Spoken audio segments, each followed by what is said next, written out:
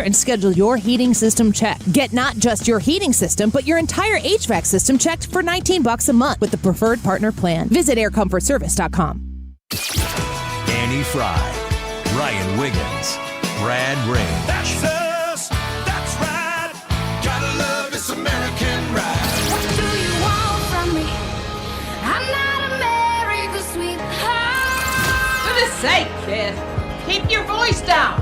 Your father's listening to the radio. I'm not America's sweetheart. This is the Annie Fry Show on 97.1 FM Talk. 12:04 here in St. Louis on 97.1 FM Talk. Thanks for being with us this afternoon. I made a decision today, Ryan. I decided to go there. Oh, a big decision or a little one? I don't know. We'll find out at the end of the show. Okay. YouTube poll for today. Are you picking a side?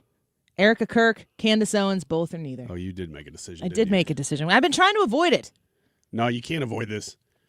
Do you think it's important to talk about? Because yeah. I kind of feel as though specifically compelled by the fact that Erika Kirk and Candace Owens came together and yesterday they met. So there was an agreement between the two women that they were going to sit down and have a conversation. The reports are that it took like 4 hours or something. I don't know. But they had this conversation. So it was basically a proverbial ceasefire for a moment in time while those two women came together and had a private conversation. Not for anyone else, but for the two of them. And we will now find out after that what is to come. There was a post last night by Candace Owens saying that I think I don't have the clip, but it's like she said something to the extent of like it's a calming of tensions maybe a little bit, but she definitely still felt very Candace-y about it. Now, if you're listening and you're like, Annie, what are you even talking about? You know, Erika Kirk is the wife, the widow of Charlie Kirk. You've seen her. She's made a lot of headlines. She's made herself specifically in the last, I would say, month or so, pretty visible to the public. She's done interviews. She did a town hall with CBS this weekend.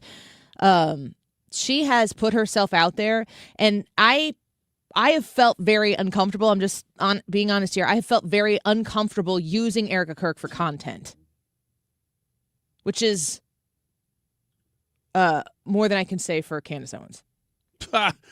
Well, that's an understatement. My goodness. I'm telling you right now that I'm trying not to consume anything from Candace Owens at this point. That's just where I am. But I'm not somebody who's been invested in the back and forth between these women. And I don't even really know if saying between the women is fair. It's more, it's like putting Erika into that position is unfair to Erika Kirk. So what is the scuttlebutt over? Candace Owens is alleging through sources that she says she has that there is a large conspiracy that involves an Egyptian plane that flew into Utah and Israel, I believe, and that there are a lot of very nefarious things that have come together that culminated in the assassination of Charlie Kirk.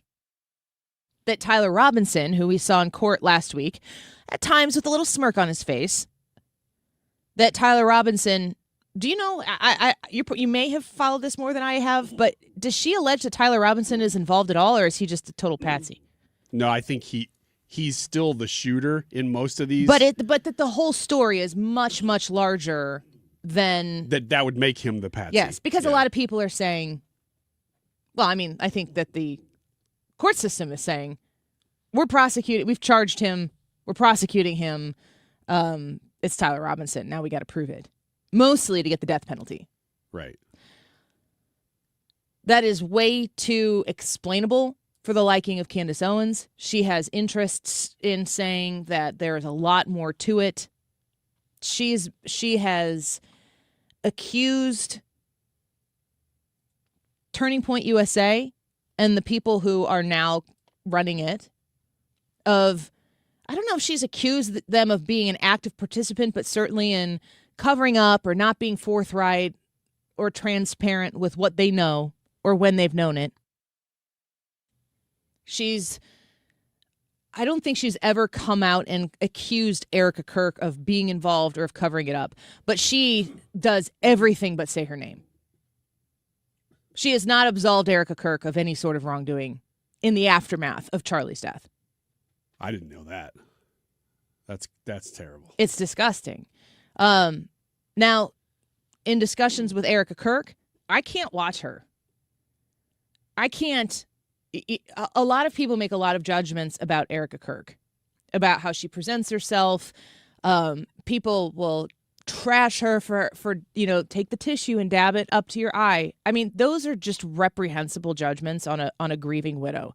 And I refuse to give myself in to any sort of judgments on the validity of her mourning. How is one to do that?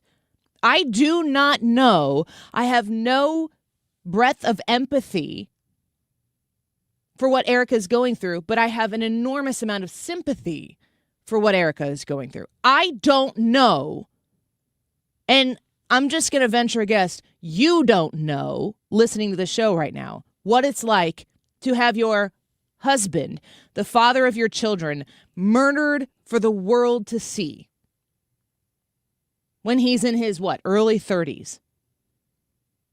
We don't know what Erika Kirk is going through. So I will not judge how she moves through it. It is heart-wrenching for me to watch it, so I haven't done a lot of that.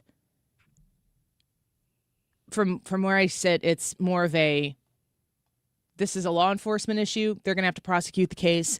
And I assume, and we're going to speak with Paul Mauro here at 12:18 in a little less than 10 minutes. I assume that at a moment in time like this, there are going to be things that are not going to be made known to the public. Why? Because they're going to be presented in court. And you don't show the whole world your case before you go to court, because it's actually the court's opinion that matters, not the court of public opinion that matters, if you're trying to get a conviction with which you can prove beyond any reasonable doubt that, yes, Tyler Robinson is the shooter and that he acted alone. And if he's not the shooter, if he didn't act alone, then that will have to be proven in court. Or a reasonable doubt will have to be proven in court. The Erika Kirk Candace Owens back and forth is so beneath the gravity of what we're actually dealing with in this situation that I've really tried to not participate. But I'm very interested in justice being served. So they've sat down. Erika and Candace sat down. They've had a discussion. I don't know that we really know the fruits of that discussion quite yet. But I'm very curious where our audience sits on this particular issue.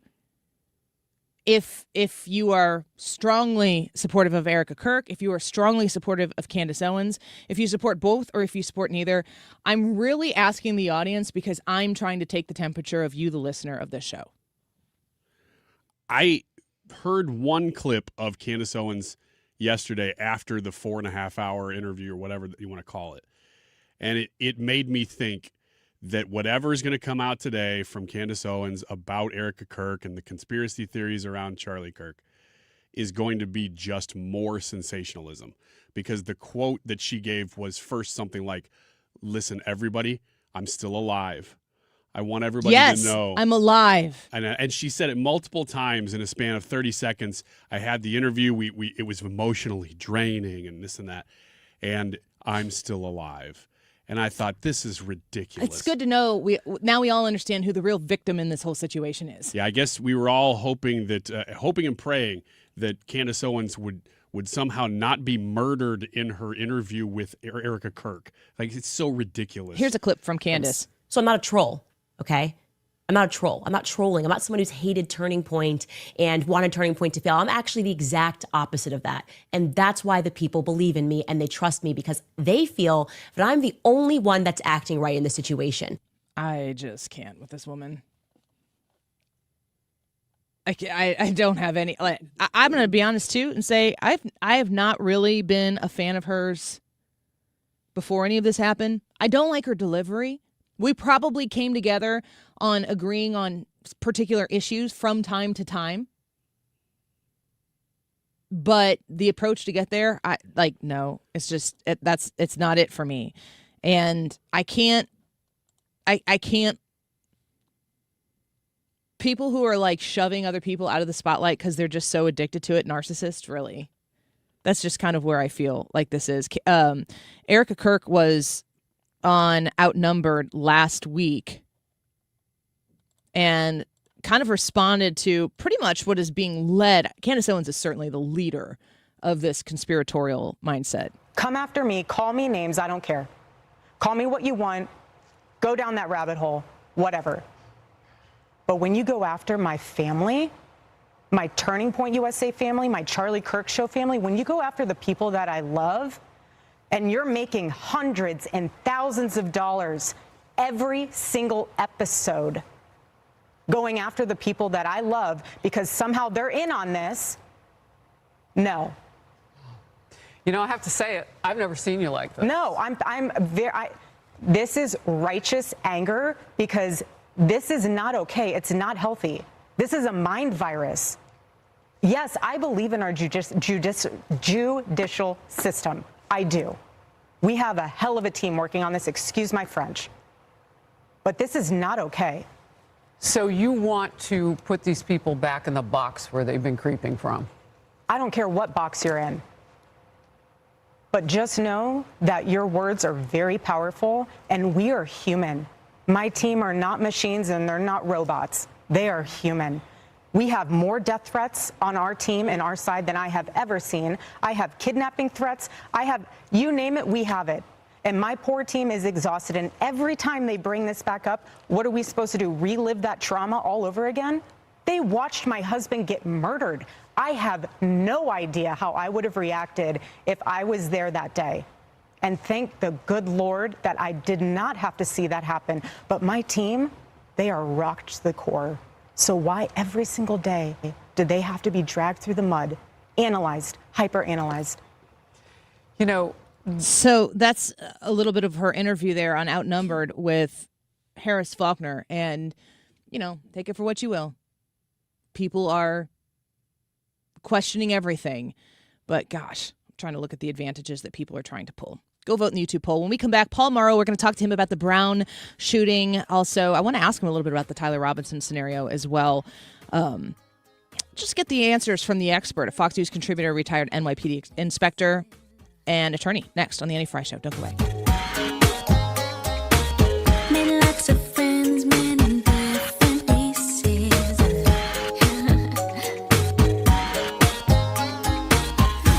Air Comfort Service, online at aircomfortservice.com. If you have an emergency with your HVAC unit, you need to call somebody who's going to give you the information and the quick service that you need. It was in the single digits this weekend here in St. Louis.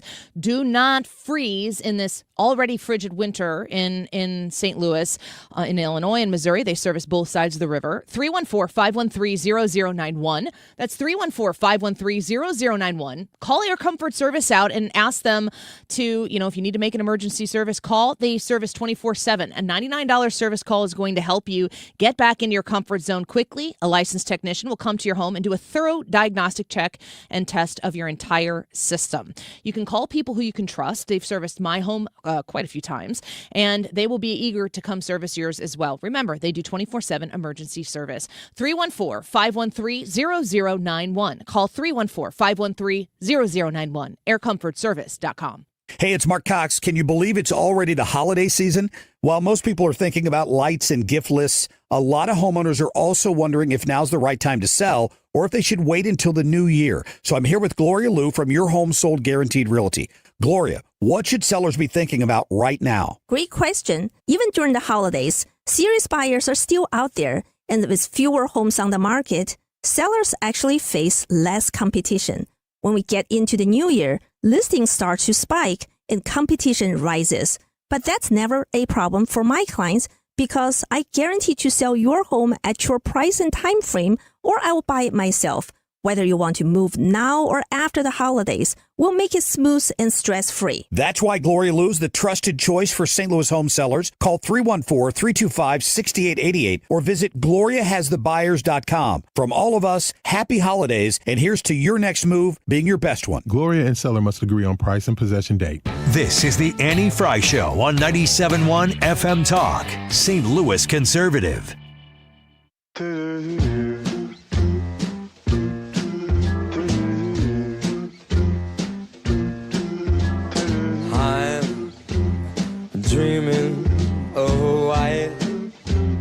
Christmas, just like the ones The devastating loss of the victims and those who are critically injured, the FBI and its partners are dedicated to honoring their memory through a meticulous investigation. Tonight, as Colonel Perez stated, we are renewing our call for the public's assistance in seeking any and all information about the shooter. No amount of information is too small or irrelevant. We are also here to announce the FBI is now offering a reward of $50,000 for information that can lead to the identification, the arrest, and the conviction of the individual responsible, who we believe to be armed and dangerous. So there you were listening to the FBI announcing a $50,000 reward for information leading to the arrest of the Brown University shooter. I want to get our guest on here. Always great to have an expert to talk about these types of situations. Paul Mauro joins us once again. He's a Fox News contributor and a retired NYPD inspector as well as an attorney.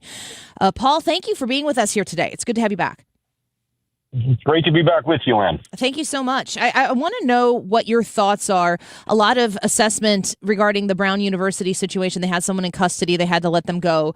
Do you have an assessment right now? Have they been doing bad police work? Was this person are they given a really poor set of circumstances? Apparently the camera systems on the university campus weren't working great. Bring us up to speed as to where we are right now with this investigation. Okay, let's break it down.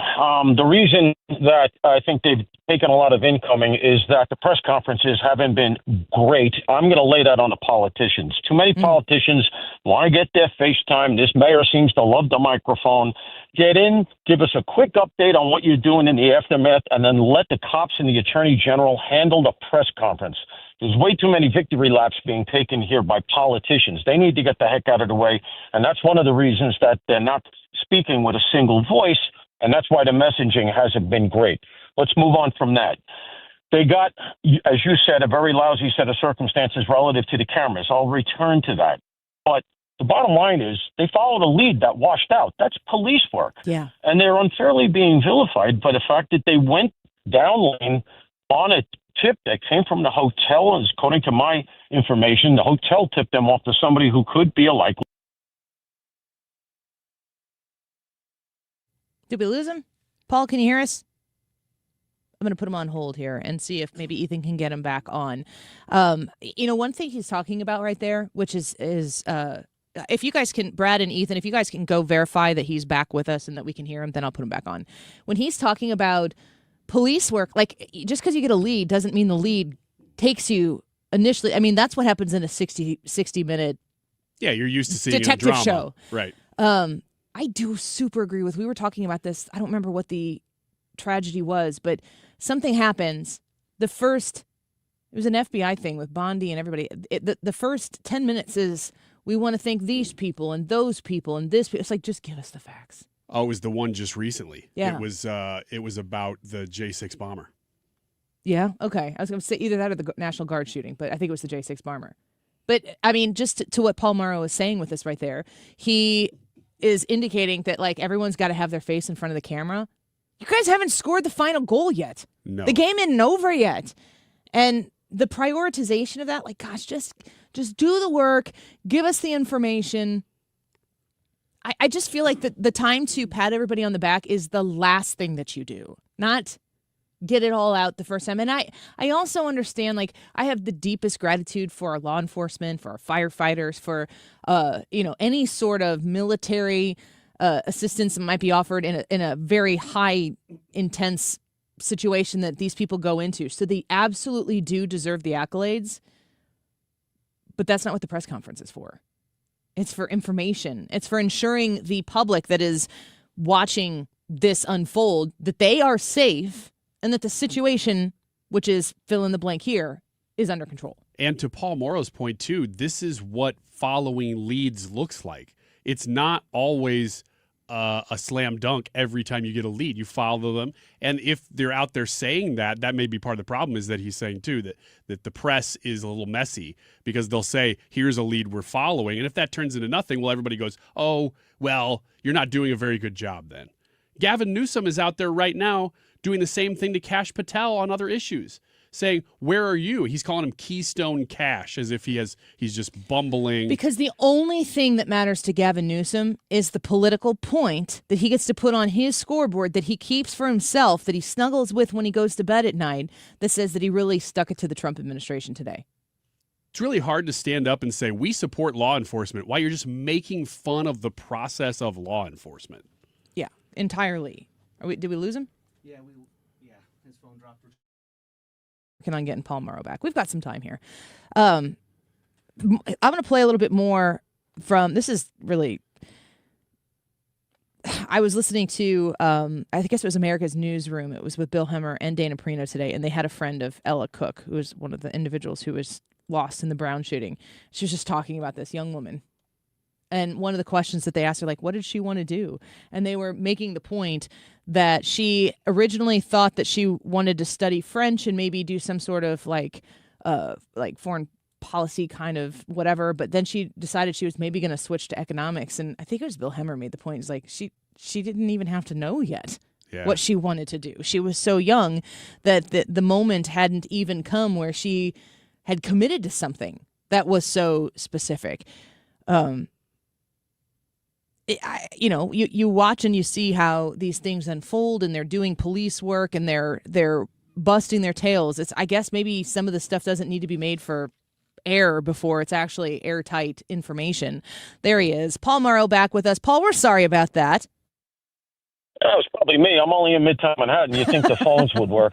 You'd think. Anyway. So you were talking a little bit about the process.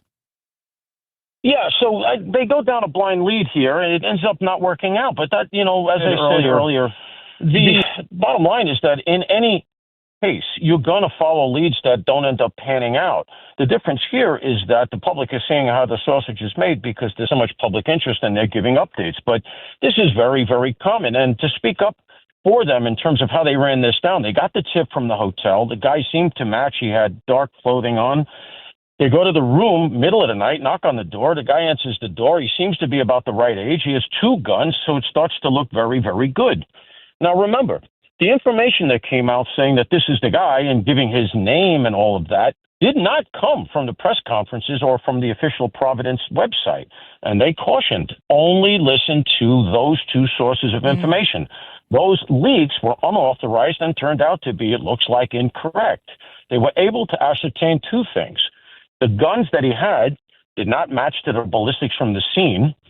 And also, his argument was that he'd never left the room. Well, when they did the video in the hotel, they did the key card in the room, he'd never left the room.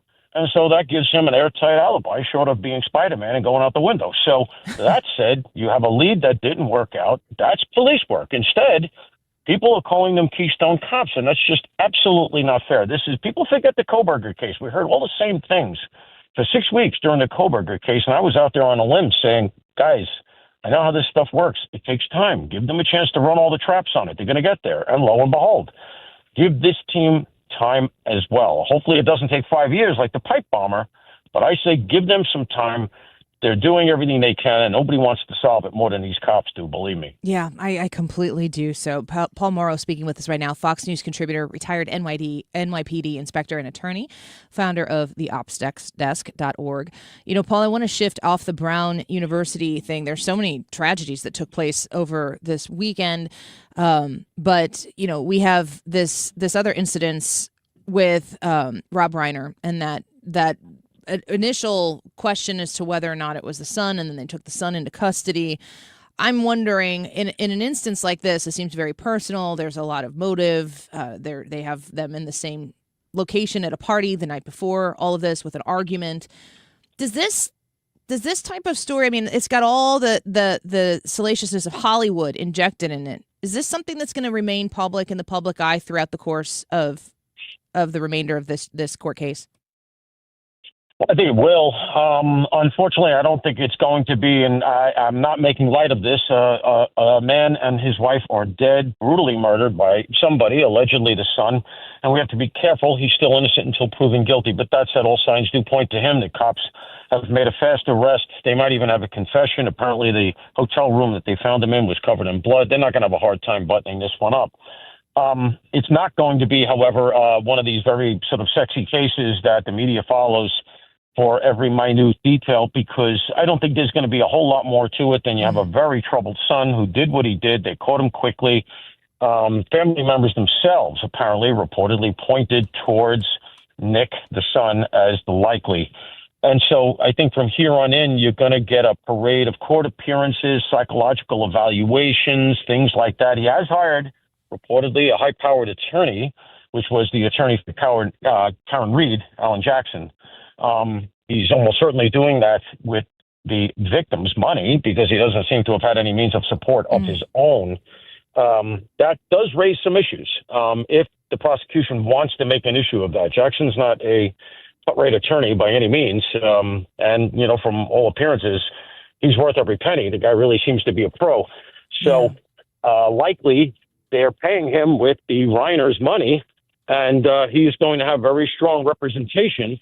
But I really don't think there's going to be a whole lot here other than, as I said, hearings, psychological evaluations, maybe differing experts. But at the end of the day, I think we know where this one's going. Yeah, certainly. Paul Mauro, one last question on one important topic that everybody is wondering how this is going to pan out. It seems like there's not going to be a quick trial regarding the assassination of Charlie Kirk and Tyler Robinson. We saw him in court last week. And, you know, a lot of people commented about the little smirk that he had on his face. There's a lot of discussion about the presence of cameras. What do you think are the key elements that people should know about what took place at that hearing last week with Tyler Robinson, the alleged assassin of Charlie Kirk? I think the contours of it are pretty clear. I think people understand where the case is going.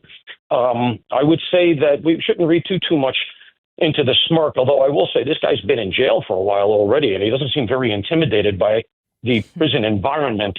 I would say one thing that I think you haven't heard. He gave himself up because the authorities there made the right call, and that is, do we release the video? Yes, release the video, release the images, and let's get this out to the public. That was the smart move. They took criticism even for that. However, remember, that caused him to give himself up to the sheriff. That sheriff, in my mind, almost certainly is sitting on some version of a confession because you can get the call as the sheriff and you're told we're bringing in somebody who says that he is the shooter in the Kirk case. You're going to make sure you have your body cam on. It's not custodial. You're not interrogating, so you don't even have to Mirandize. He comes in, you ask him one question. What are you doing here? Which is natural. He's got to say, I'm here because I shot Charlie Kirk. So I think that there's likely going to be a bombshell confession someplace in this, and he might even have given it up during an interview. So I don't think there's going to be a whole lot of machinations here. So what does that tell you? I think the guy wants the trial. I think Robinson wants to get his message out. He's going to do everything he can. I wouldn't even be surprised if he takes the stand, because now, since the evidence is so strong, and they may not be offering him a plea, this, I feel, could become a platform for him to get whatever his twisted message out. And that will be drama, unlike, I think, the Reiner case. Oh, my goodness. Do you anticipate a death penalty in this instance? They've said they will. They've already, you have to say that at the beginning of the case so that, you know, there are protections that attach in a capital murder case. And they've already filed that. So, yeah, he's probably looking at, if I had to guess, he's also innocent until proven guilty, but I think he's looking at 25, 30 years on death row and then a firing squad. Paul Mauro, thank you for sticking with us here. We appreciate you. We would love to have you back. There's so much. You were our number one guest request for all of these things that we're facing right now for some from common sense analysis. Thank you for being with us. Anytime, man. Thank you so much. We'll talk to you again. Paul Mauro, Fox News contributor, retired NYPD inspector and attorney, founder of theopsdesk.org. Fire it. I mean, I don't want it to be. I'm not suggesting it should be, but that's not public information, is it? That he could firing see squad. A firing squad? Oh, that we would see it happen? I don't know. I've heard a lot of talk about that in the last few years. I'm not sure why. Is it because the lawsuits with injections have gotten so much that they're going back to firing squads or something? I don't know. But I hear that mentioned a lot. I hadn't, you know, this is still pretty fresh, but Nick Reiner defending himself against the murder of his parents, which innocent until proven guilty, but that might not take terribly long. He will be using his parents' money. I mean, if he's living on the streets, he's without means. This is rough. Yeah. And God, like his sister is the one. I was listening to a report today, and I don't know if you'd heard this, but his sister was called because they had some people coming to do some work on the house, and they couldn't get in the house. So the sister came over to let them in, and that's when she found them. Oh. And she was like, "You need to call my brother." So horrific. All right, let's take a break. YouTube poll. In the light of what we're hearing right there regarding Tyler Robinson, is he really? I mean, he did not seem remorseful, but you got to know that, like, lawyers are prepping their witnesses for exactly how they're supposed to sit, where they're supposed to look, where they're not supposed to look. Don't touch your face. Do touch your face. Hang your head. Hold your shoulders back. Whatever it is. Like, if you have high-powered, fancy attorneys, they're managing every single detail of a court trial like this that they can. That doesn't mean that they didn't tell him to do one thing and he did another. But he did not look like he was in that courtroom to plead for his life. Go vote in the YouTube poll. Are you picking a side? Erika Kirk, Candace Owens, both or neither? We'll be right back. I'm dreaming of a white Christmas, just like the ones I used to know. Home Shield Foundation Repairs.com. Call Matt Hayes. He's ready for you. 314-227-9636. Call 314-227-9636. It is time to get that basement fixed in the new year. I know a lot of people talking about getting big tax returns next year. Maybe you were prepped for a really great 2026, but you got to get the basic things taken care of first. What's more basic than the foundation of your home or your business? Matt Hayes and Home Shield Foundation Repair can help you residentially, commercially, ensure that that foundation is rock solid. If your basement at your house is showing wear and tear and a little degradation, if there's moisture, if your basement is wet, you need to get this looked at. Now, I'm not going to tell you what to do after you talk to Matt Hayes. He'll explain to you why you need to hire Home Shield Foundation Repair. But you will do yourself the greatest disservice if, in order to correct that issue in your basement, you do not call him first. 314-227-9636. 314-227-9636. HomeshieldFoundationRepairs.com. This is attorney Todd Nissenholtz of Kaufman Townsley. Victim of a car accident? Not choosing the best lawyer will cost you. But here's the good news. Since you don't pay unless we win, you can afford the very best. Kaufman Townsley. Call 314-777-7777.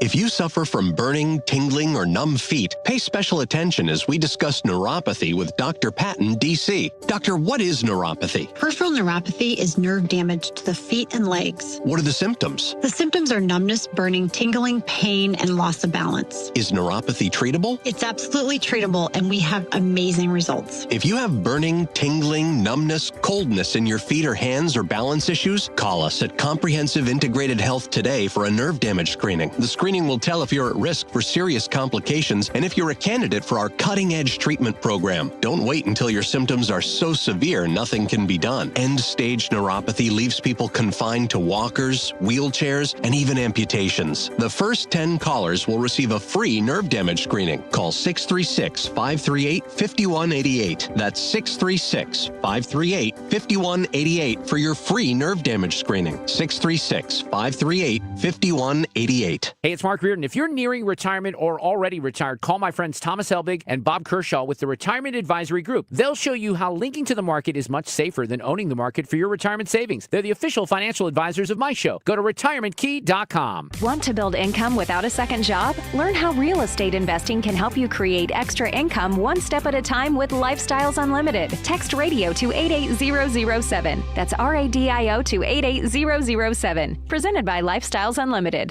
Today's poll is, are you picking a side? Erika Kirk, Candace Owens, both or neither? That's the YouTube live chat poll.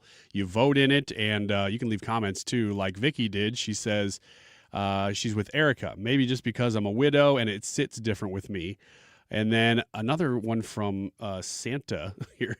Santa Trump is the name of the commenter. Says, I don't like Owens, but I feel something is off over Charlie. Something is not right. Thanks, Santa Claus.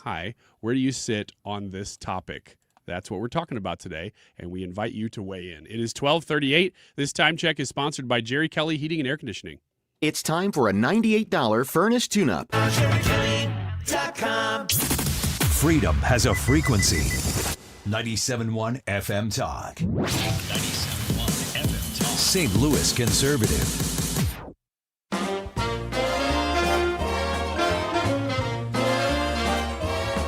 You better watch out.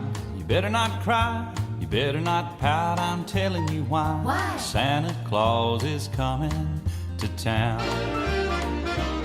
He's making a list, checking it twice. Gonna find out who's naughty or nice. Santa Claus is coming to town. He sees you when you're sleeping. He knows when you're awake. He knows if you've been bad or good. So be good for goodness sake. You better watch out. You better not cry. You better not pout. I'm telling you why. Santa All right, Claus Alan Jackson, sing it to me. I love his voice. There's no voice in country that's quite like his. He's one of my faves.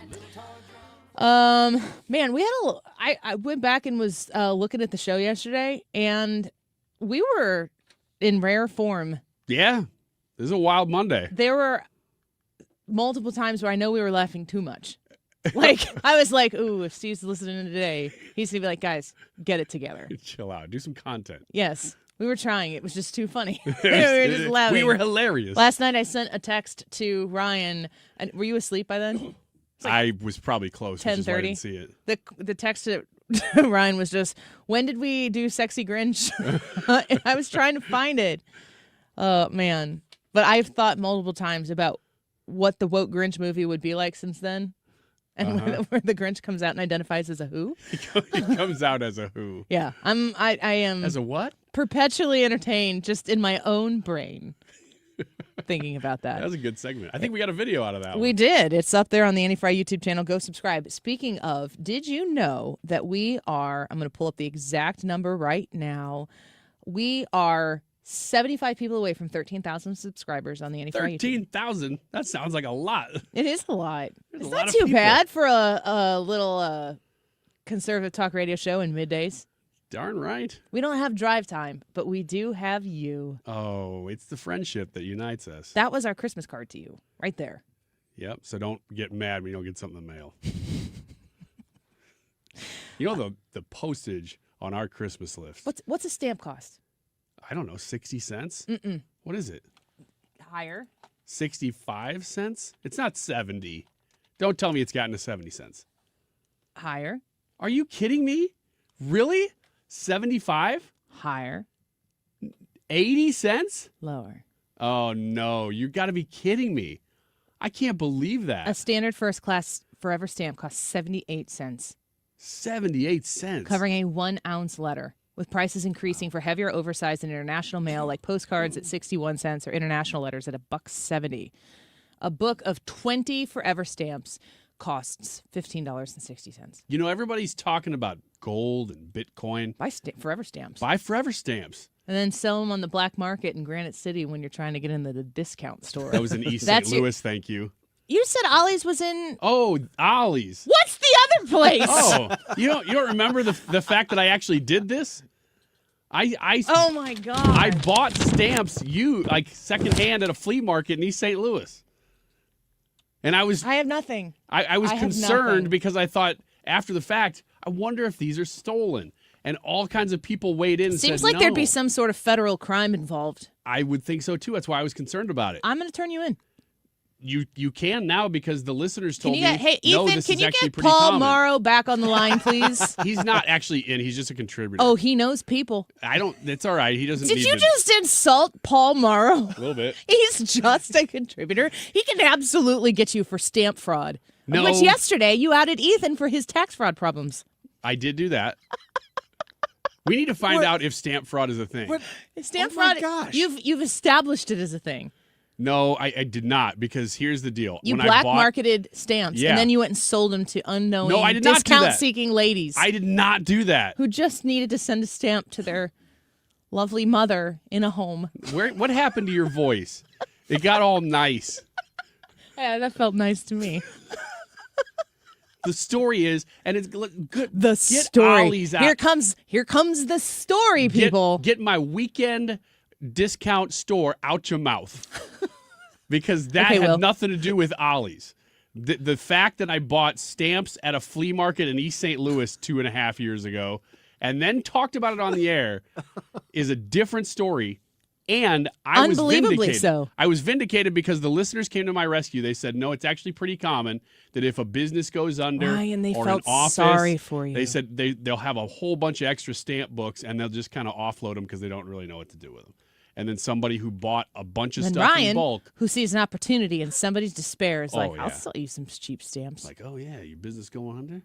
You got some stamps. What do you got in them drawers?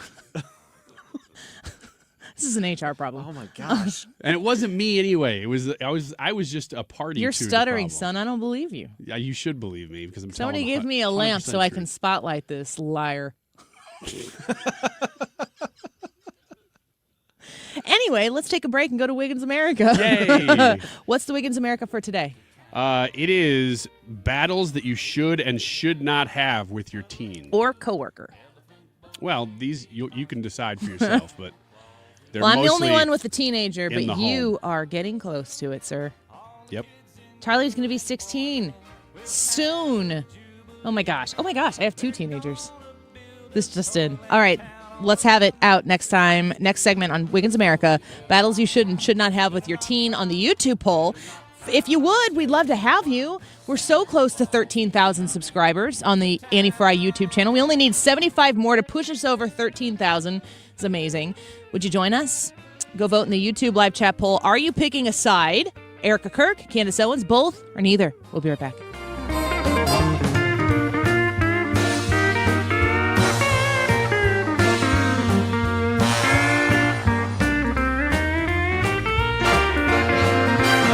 He sees you when you're sleeping.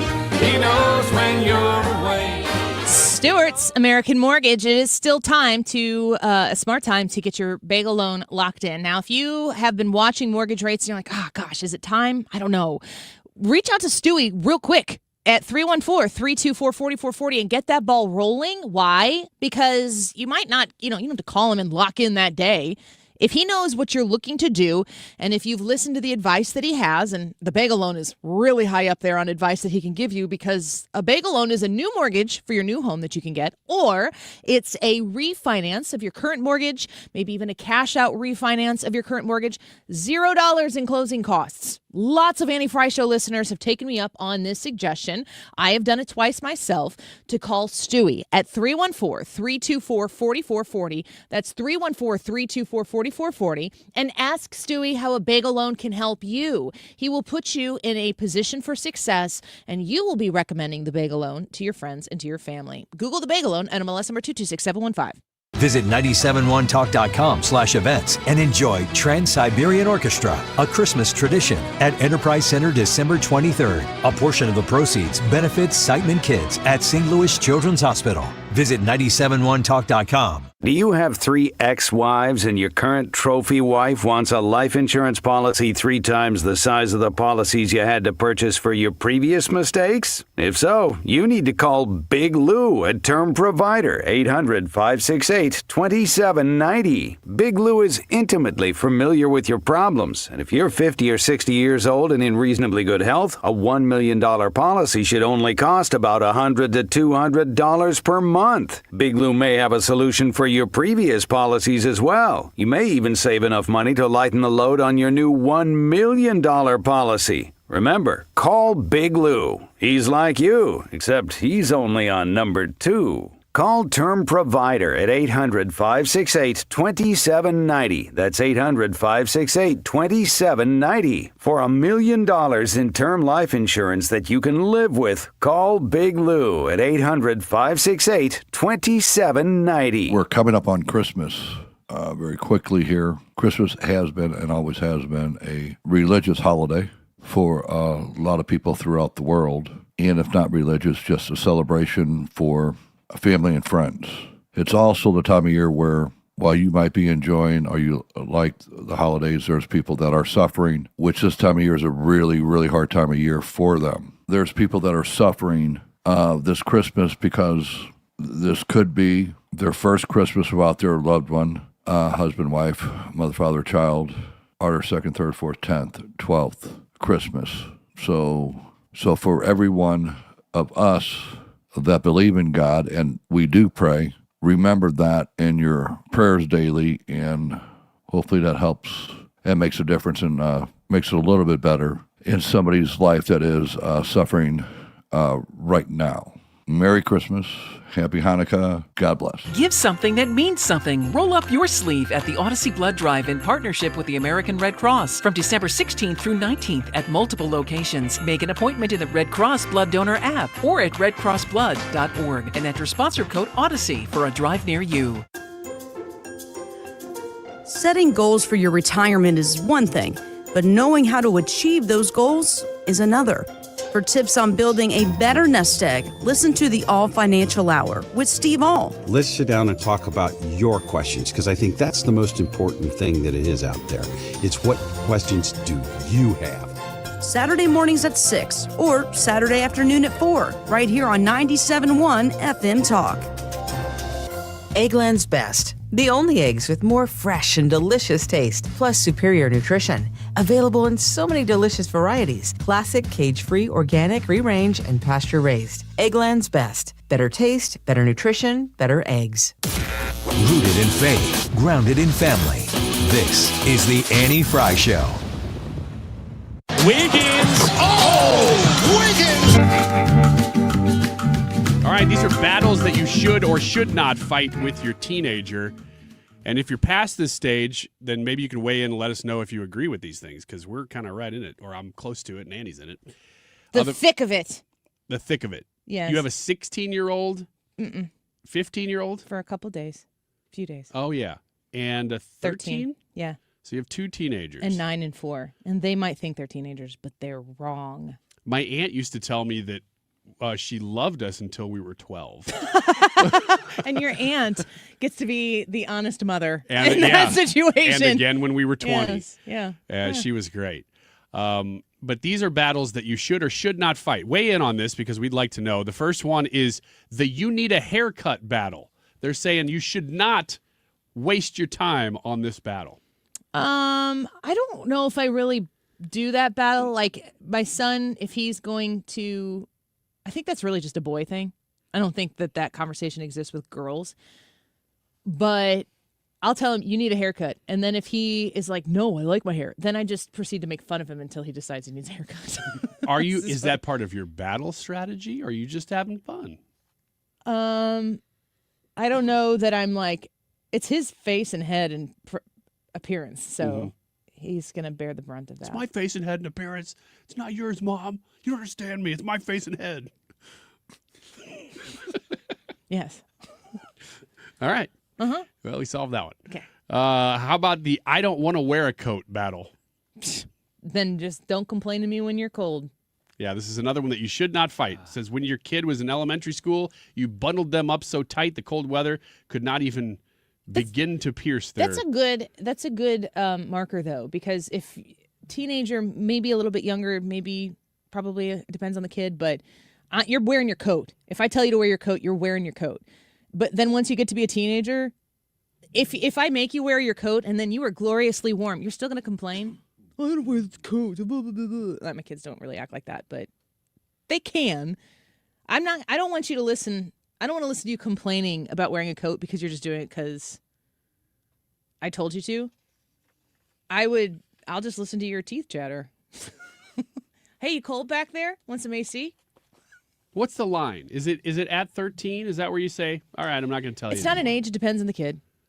And we're still in the battle of that. I feel like the teenage years are like, this is certainly not with everything. I'm still parenting for sure. Just ask my kids. But it goes a little bit away from making commands to making more of, you're in the process of turning those commands into suggestions.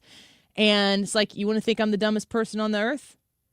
All right, don't wear your coat. You'll be fine. And then you just sit and wait. And maybe if they're fine, maybe I was wrong. Maybe they didn't want to wear a coat. If they're freezing and they're like, Mom, I'm freezing, I'll be like, I know. I will acknowledge. And then I'll just go on with my day. This is a battle that I do feel is a little bit unnecessary at times. It's not worth ruining everybody's day over.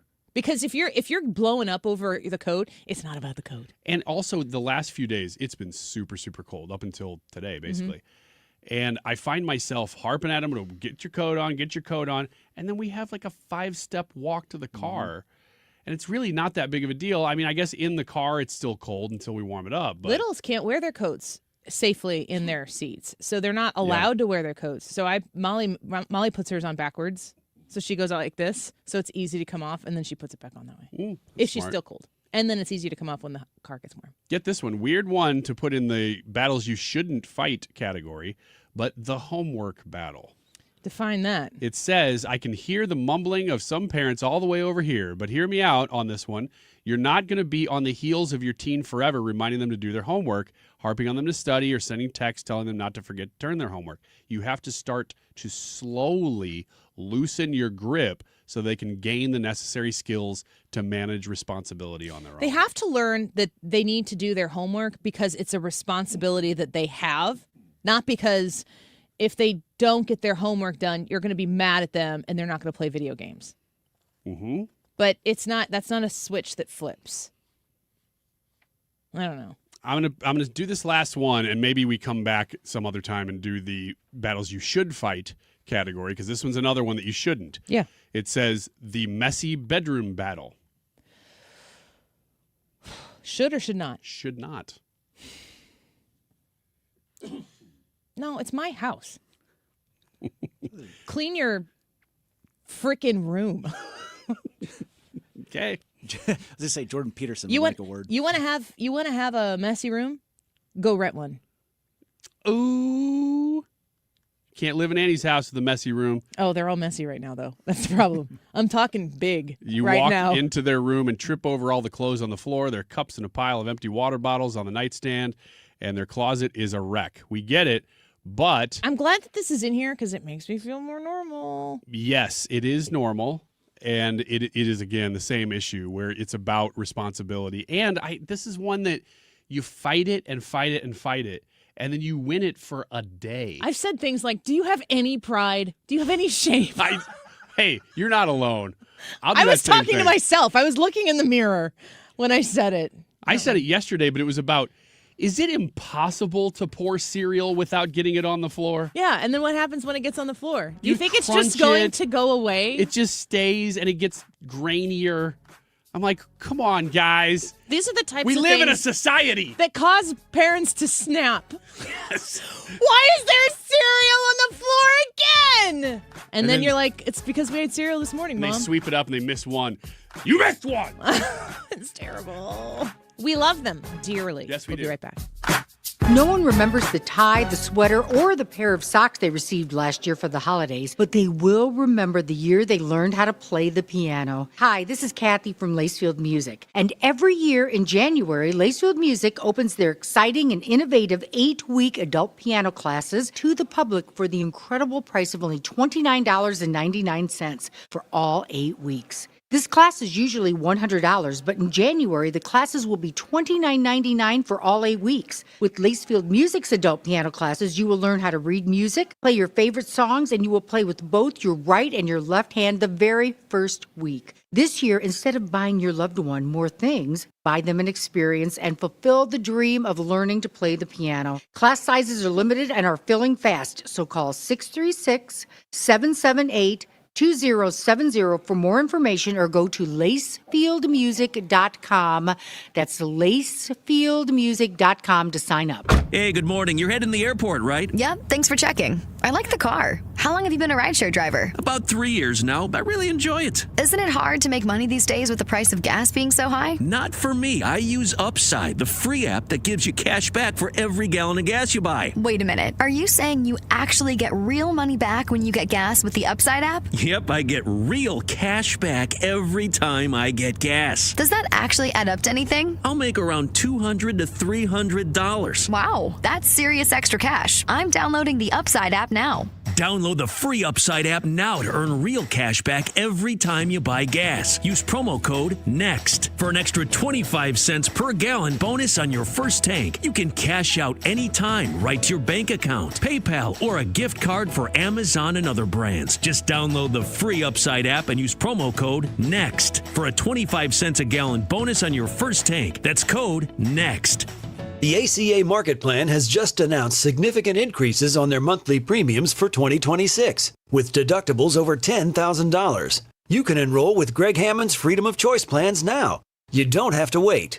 One of their plans lets you use any doctor, has zero outpatient deductibles, and it's 30 to 60% lower than most Obamacare plans. Other options are full coverage PPOs with national networks, copays, and 100% annual preventative care. Also, there's no income disclosure required, so no potential tax penalties. If you pay for your own health insurance, you're uninsured, you're on COBRA, or your employer coverage is just too expensive, call Greg, and they'll provide all available options. Call 314-794-7784. That's 314-794-7784. Or go to greghammonds.com. That's greghammonds.com. He can custom design a plan managed and chosen by you, not the government. KFTK FM Florissant from the Kaufman Townsley St. Louis's Injury Lawyers Studio. Call 314-777-7777. That's 314-777-7777.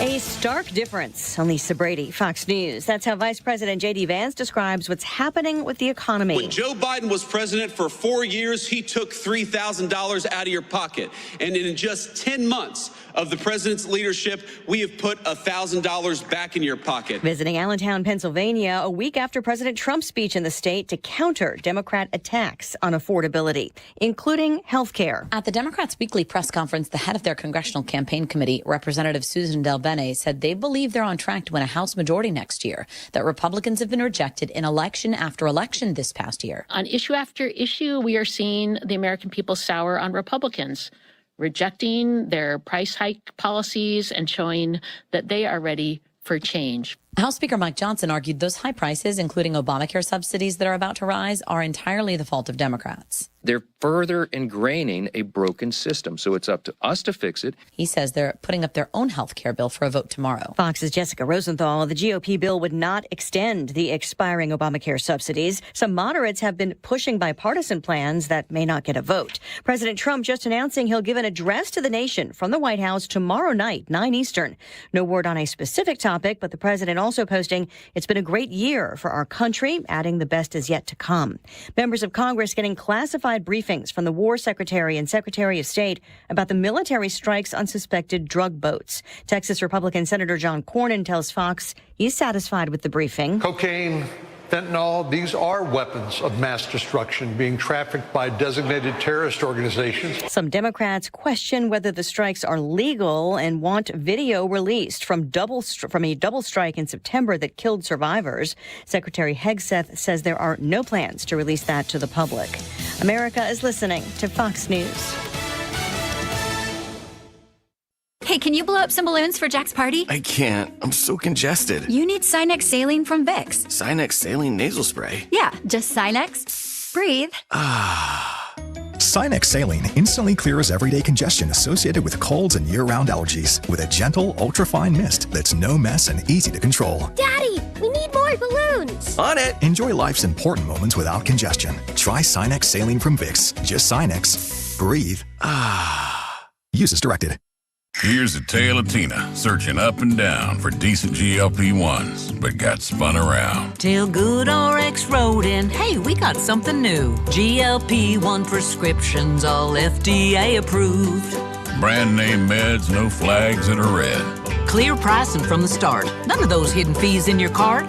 Delivered to your door or pick up same day. Darn tootin'. Save time and money on prescriptions. Hotfoot at thegoodrx.com. GoodRx is not insurance. Air Comfort Service, heating, cooling, and insulation. Weather.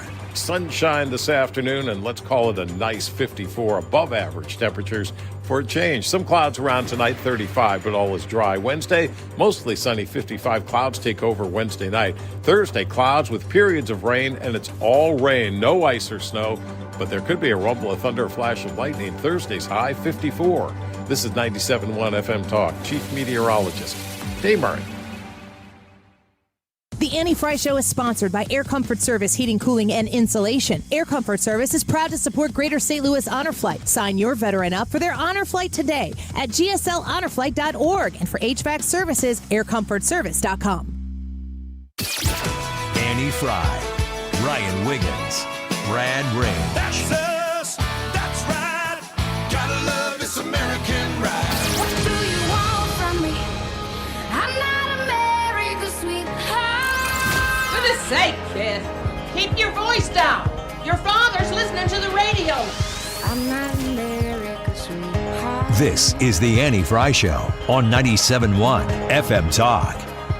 So, watching the news headlines as they're popping through here. Welcome back to the Annie Fry Show. The White House has just announced that they are going to address the nation live from the White House tomorrow, which is kind of an interesting thing that the president is going to do that. There's a whole host of different things that could possibly materialize into why they might be interested in doing that.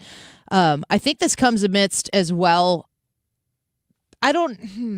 I'm always wondering how much, since we're as plugged in and paying attention to so much as we are, like, are we seeing things that other people aren't or care about? There's been a lot of questions around Susie Wiles as the chief of staff for President Trump's administration, suggestions that there are concerns about her, that Trump doesn't trust her anymore, that she's losing support. They came out this morning and said very much so that Susie is wonderful and that the cabinet is airtight and that everybody is happy with everything. But it just seems as though any crack that seems to be visible, I don't really know that this is any different if a Democrat's in office or a Republican. Those cracks are trying to be exploited. Yeah. But they continue to very quickly come out and be like, Susie's great. Trump says it. Carolyn Levitt has certainly said it as well. She was just on with Fox News talking about what this address is going to be. So let's listen in here a bit. We greatly look forward to President Trump addressing the nation tomorrow night, 9 o'clock Eastern. I hope your audience will tune in, and Americans across the country will tune in to hear from their president as well about the historic accomplishments that he has garnered for our country over the past year. If you look at the security of our border, if you look at stopping Joe Biden's inflation right in its tracks, bringing down gas prices to the lowest level in 5 years, President Trump will be talking about what's to come. The best is truly yet to come, as he often says. And so he'll be addressing the country about all of his historic accomplishments over the past year and maybe teasing some policy that will be coming in the new year as well as we head into this Christmas season. So Carolyn Levitt speaking on what that address is going to be. It sounds like it's going to be mostly a victory lap, maybe with a slice of news involved in there. It being Tuesday, this is going to happen tomorrow, 8 o'clock our time. And we'll have to watch and see what that materializes into. I'm curious what the policy might be. Certainly, there are a lot of things. There were 2 American soldiers and an interpreter killed in Syria over the weekend. That hasn't gotten a ton of news, but it was a very busy news weekend with what took place in Australia on Bondi Beach, what took place at Brown University, and then, of course, the Rob Reiner thing piled on top of all of that. Side note, can we take a side note here? Can we leave the main conversation for a side note that I feel like has to be discussed? Rob Reiner is the public figure. His wife, Michelle, is not. She is an equal party to this tragedy. And I feel like people, including myself, when speaking about this, keep talking about Rob Reiner and not Michelle. I'm doing it wrong. I feel like I'm doing it wrong. You know what's funny is I saw an official report that said this too. So I thought, there might be truth to this. that apparently she was a photographer and she took the picture of Donald Trump for Trump the board game, which we have in our office. Was it the board game or was it his book? I think it was probably both because he did a photo shoot that probably had all of it in Yeah, there. I think it was it Art of the Deal? Oh, I don't know about Art of the Deal, but I did see, like, they put the photos up that she took of Trump. And they're Yes. well-known photos. I'm pretty sure that it's the photo was taken for the Art of the Deal book. And then it made it to the board It probably game. made the board I game, don't it's just neither here The nor there. official report I saw was about the game. I was 100% with you until the board game thing. I was like, oh, maybe I read that wrong. I don't know. I think I noticed it because we have that very board game. Yeah, I mean, she's just not Rob Reiner, but most people aren't. So he becomes the higher profile name in this. And every time people are talking about this and they're not mentioning her, I'm thinking, but what about her? But then I talk about it, and then I talk about Rob Reiner. I'm bad. It's just how you identify it. Because if you didn't know Rob Reiner, you wouldn't have even known this happened. Yeah, that's another thing I was thinking about. Like, does this stuff happens across the country all the time? Yeah. It's just high profile because it's Rob Reiner. Exactly. It's a gruesome murder, though. It's terrible. It's terrible. And when you think about what's going to happen next, of course, we spoke with Paul Mauro at the middle of the 12 o'clock hour, and he was telling us, he's going to go to court. He's innocent till proven guilty. The money that he has to defend himself is likely money that comes from his parents. His sister is the one who found them. His sister is one of the people who put the authorities on the scent of the brother. Ugh. These are super, oh gosh, this is really ruining my holiday season. But these are really awful, awful stories. The Hanukkah situation in Australia, absolutely gut-wrenching. Ahmad al-Ahmad was the name of I may not be saying that correctly, my apologies if I'm wrong, of the man who overtook that shooter, he as a local fruit stand owner, and he came over and he took over the guy with the long gun and stopped that in its tracks. A good guy with a gun stopped the bad guy with a gun, but in Australia, you have to take the gun from the bad guy in order to be the good guy with the gun who can stop the bad guy who no longer has a gun because the gun is in your hand. It really is evidence that the gun can be used for bad. The gun can be used for good. It depends who is holding the inanimate object. There's not really a better case to prove that. A lot of people are going out. I think it was Ari Fleischer was on Outnumbered yesterday, and he was saying that I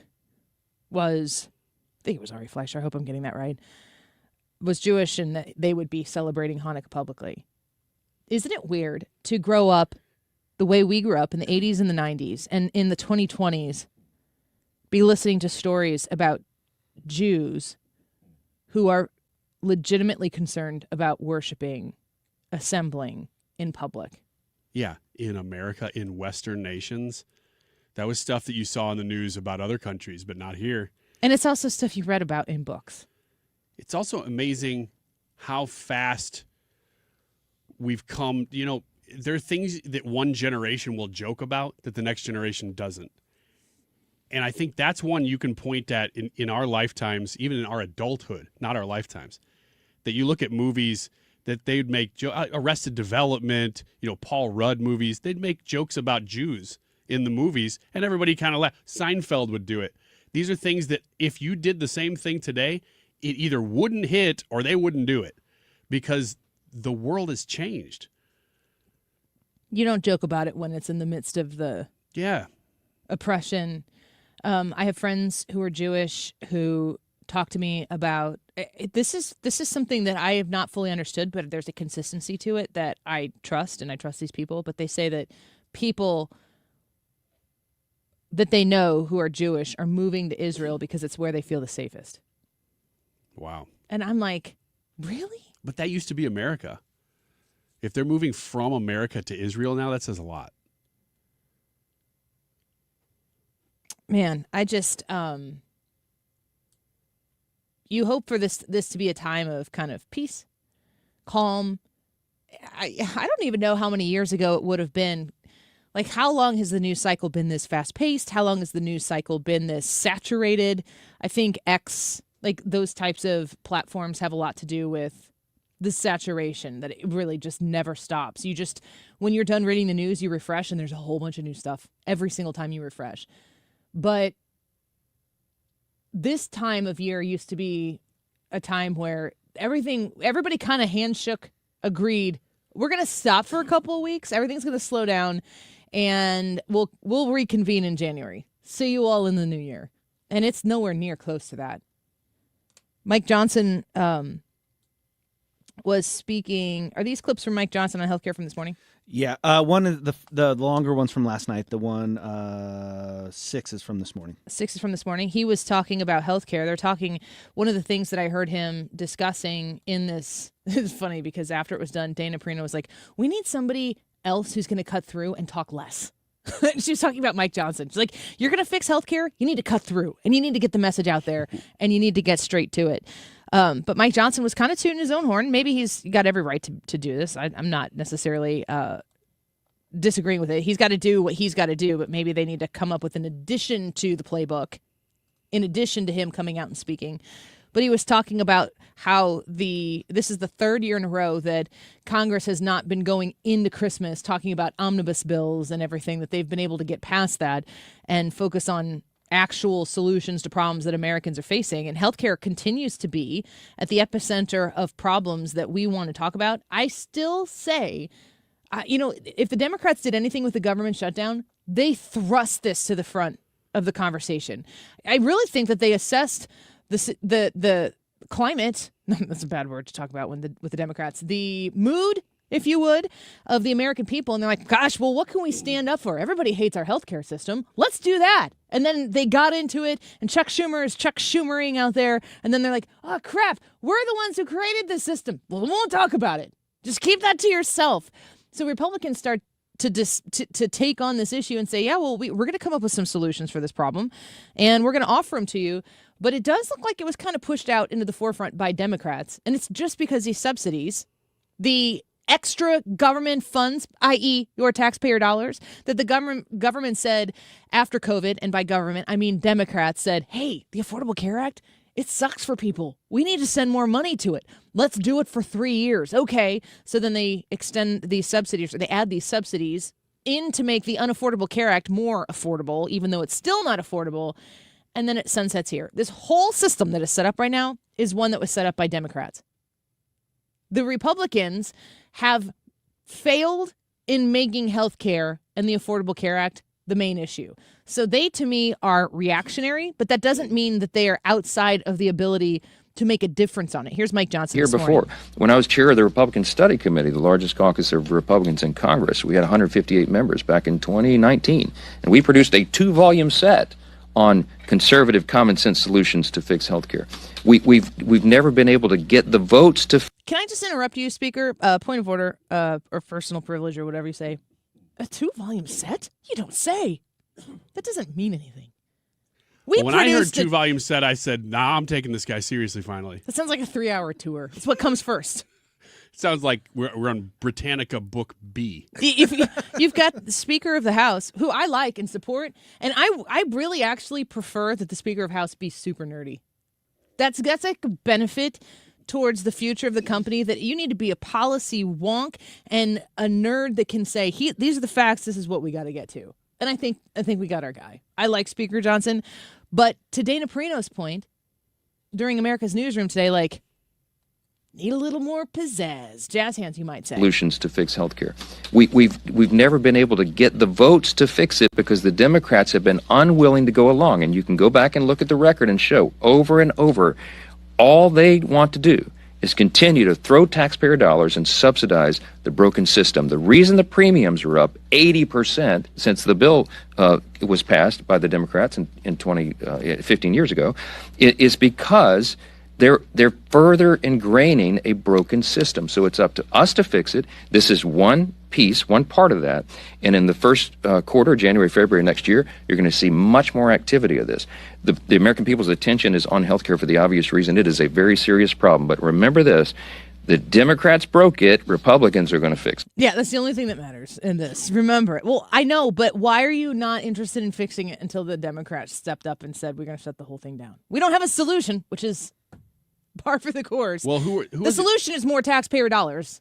That's what Democrats want to do. That's what I'm saying. The Democrats shut down the whole system, and they did it on the name of healthcare without a solution in place other than to take a broken system that they've tried to Band-Aid and get more Band-Aids. He's saying here, just remember that the Democrats broke it. The Republicans should have been on the scene with a solution a long time ago. Yeah, they should have. Somebody you were talking to recently called out Republicans for that, and I don't remember who it was. It was an interview, and I thought that was a really good point. It was Chad Pergram. Mm-hmm. Chad Pergram. Now, I did read up on the Republican plan because there's not a lot of details on it. The main point, apparently, in the Republican plan that I can find right now, at least from CNN, is this association health plan thing where you can get your small business or your self-employed or your individual together with other like-minded people and get into a health plan together. Free market. That would be the solution to Obamacare. That's what Eric Burleson has talked about on our show and many other places too. Like they're actually talking about the possibility of like, can you buy your health insurance from Costco? That's kind of what this is getting to. I mean, it's not quite there. Why? I'm not smart enough to know, but like, why can't you? Well, I think that you have to buy it through an association, and whether that association includes. So have the association be managed by somebody who manages associations. And that's fine.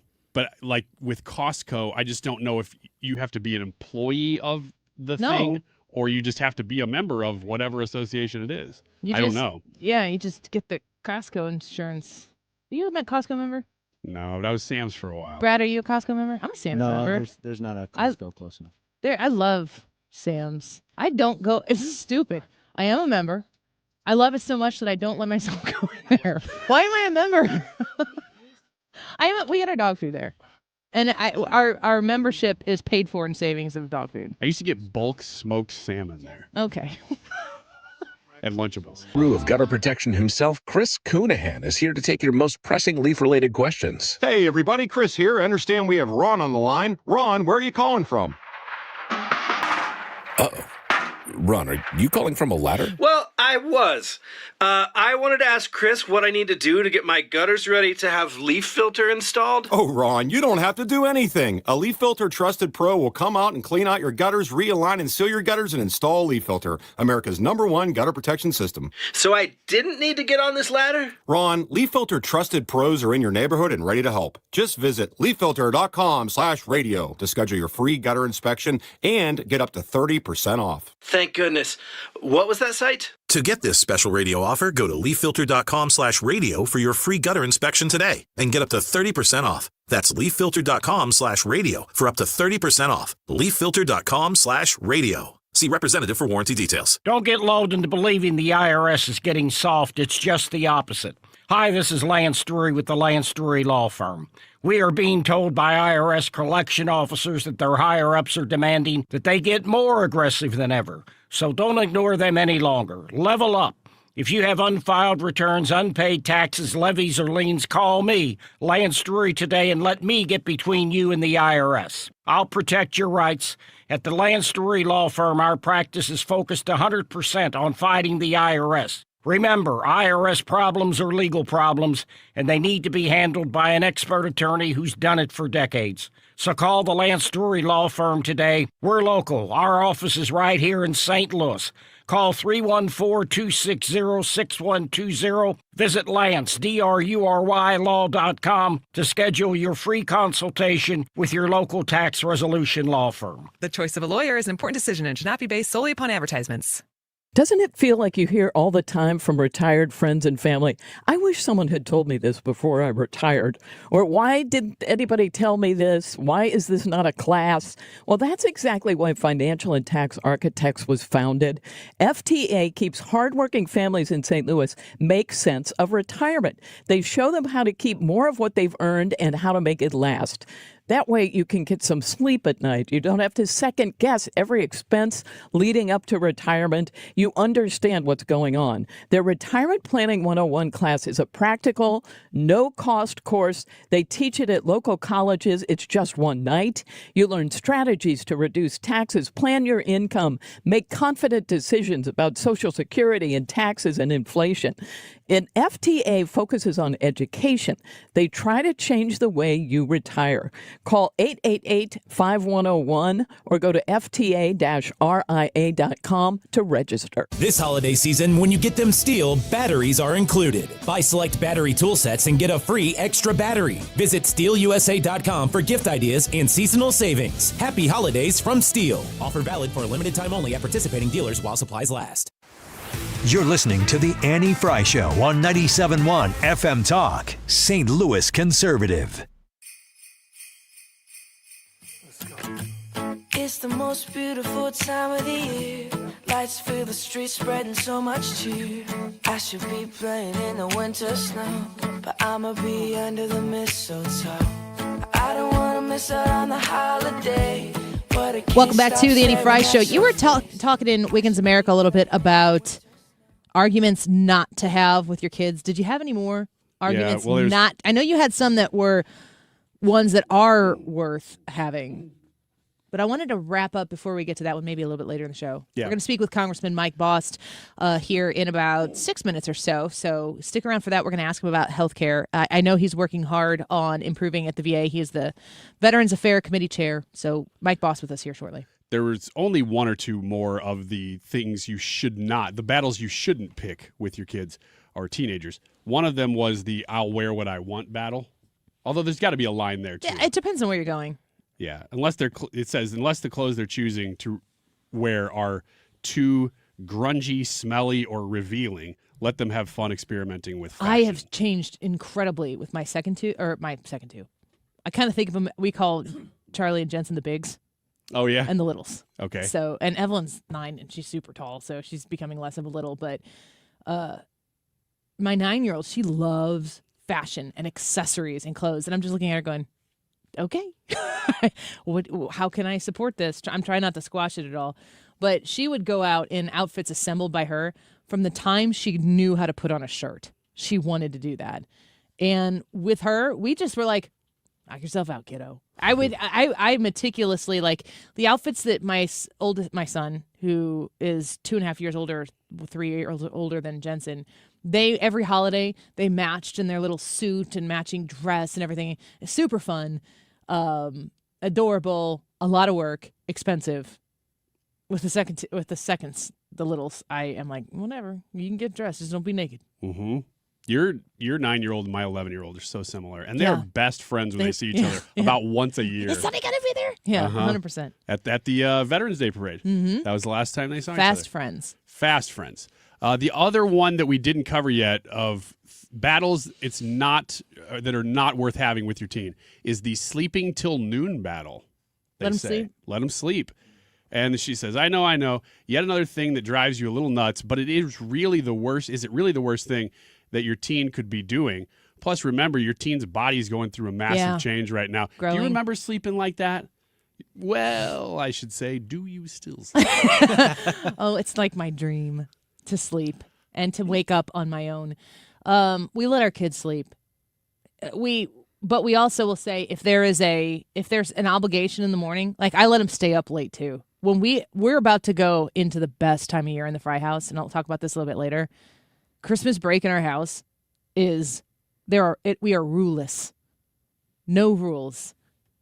Make yourself happy. We kind of do, too. We'll talk about it when we come back. We got to take a quick break because Congressman Mike Bost is going to be with us a little bit later in the show. After we get done with Congressman Mike Bost, we'll find out some of those arguments that you should have with your kids. Is that right? You have a list of that as well, Ryan? Mm-hmm. All right. We'll touch that when we come back. Congressman Mike Bost, if you've got questions you want to ask him, he is, of course, Illinois' 12th District Representative. Throw them up there on the Annie Fry YouTube channel, or you can text us at 314-241-9797. We'll be right back. Word on the street, Santa's coming tonight. Reindeer's flying through the sky so high. I should be making a list. I know I'ma be under the mistletoe. Home HomeShieldFoundationRepairs.com. The concrete outside your home is cracked, and you've noticed here in the last month or so shoveling snow that it is also now separated. There is a difference in the level nature of both sides of that cracked concrete, and now it's a liability. You know you need to get it looked at, and you've been putting off having that problem solved. I want to introduce you to Matt Hayes at Home Shield Foundation Repair. 314-227-9636. Home Shield Foundation Repair and Matt Hayes will come look at the concrete at your house, the sidewalk, the patio, the walkway at your business, that now that liability has kind of got in the back of your head. You don't want somebody to trip, of course. Solve that problem with polyjacking. It's a polyurethane foam that gets injected underneath that concrete, raises it up, levels it out with a 5-year warranty to make sure that you are good to go. 314-227-9636. Call Matt Hayes and Home Shield Foundation Repair at 314-227-9636. Learn more online at HomeshieldFoundationRepairs.com.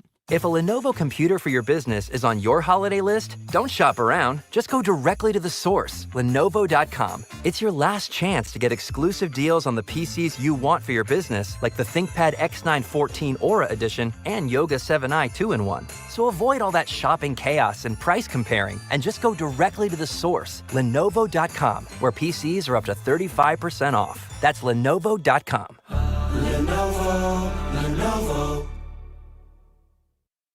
As a mom, comforting my family is what I do best. Vicks Vapor Stick provides soothing, non-medicated Vicks vapors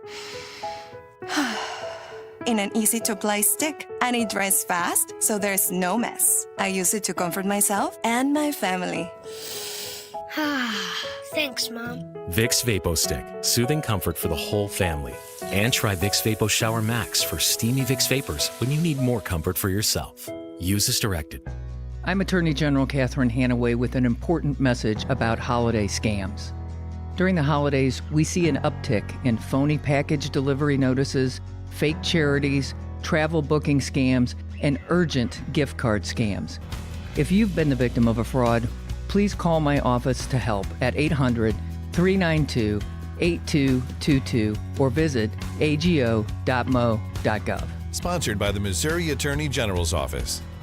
License number E2014A. Hey, it's good to see you. You know, there's a certain way we do things around here, the Grasser way. The Grasser way? We don't cut corners and we don't take shortcuts. Not on the little stuff and not on the big stuff. We do the big stuff. That's right. Whole home generators that kick on the moment the grid gives up. Lights stay on, heat stays on, your family stays safe, so your house stays warm. And your ice cream stays frozen. Green is always Grasser at GrasserHomeservices.com. From Festus to Freeburg, 97.1 FM Talk, St. Louis Conservative.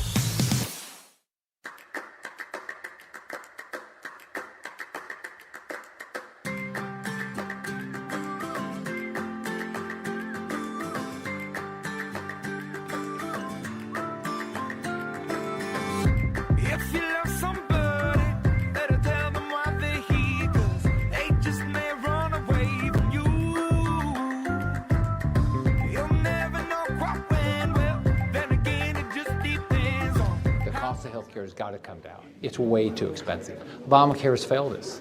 Obama said you keep your doctor. That was a lie. Keep your plan. A lie. You're going to save, what, $2,500 a family? Oh, that was a lie. And the federal government was going to save money. That was a lie. All those things have never happened. The opposite has happened. Right? So I've got a bill. It's called the More Affordable Care Act.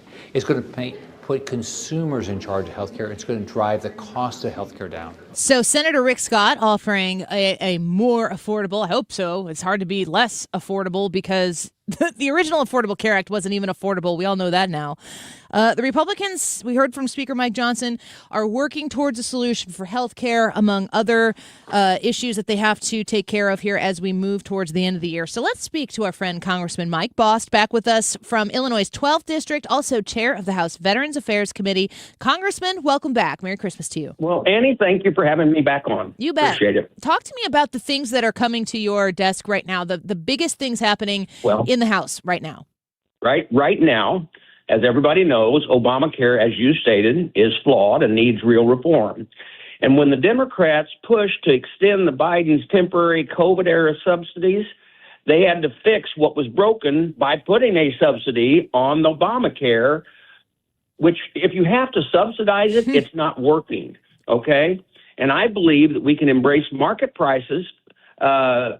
We can also reform this system so it lowers costs, expands choices for patients, and protects people with pre-existing conditions.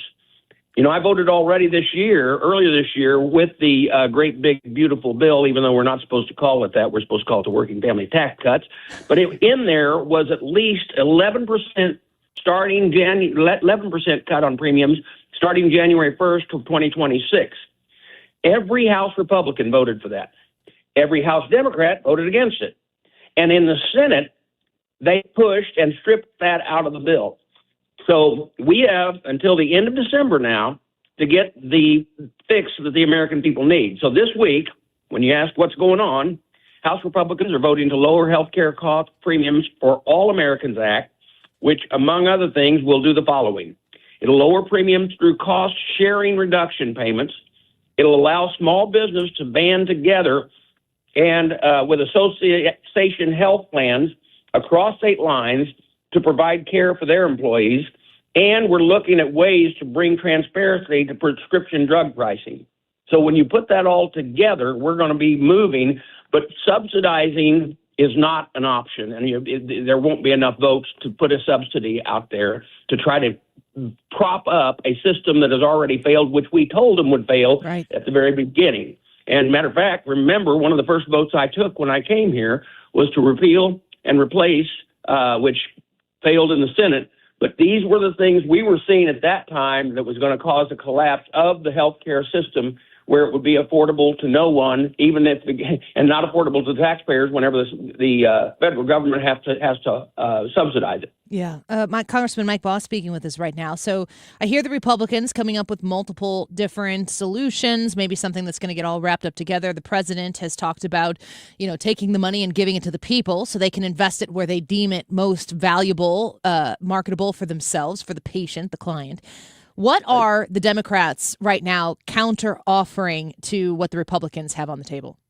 Go back and put the subsidies back in. So charge the taxpayers to pay the largest insurance companies big dollars, because the smaller insurance companies can't compete, and the only way the large insurance companies can handle it is if they get a government subsidy to keep doing what they're doing. That's it. That's their answer. More of the same. Yep. More of the same. Yep. Man. So they shut down the government over this issue. At least that's what they said. They shut down the government over this issue. But they had never mentioned this issue until they'd shut down the government. Yeah. Remember that. Yeah. So. I want to bring our listeners' attention to something you're doing here right in our backyard. I have a press release from your office saying that you have introduced legislation to authorize funding for major upgrades to the St. Louis Veterans Affairs Medical Center Jefferson Barracks. The bill authorizes up to $1.76 billion to expand care facilities and improve on-site infrastructure at the complex serving veterans from across the St. Louis region, including Metro East Illinois.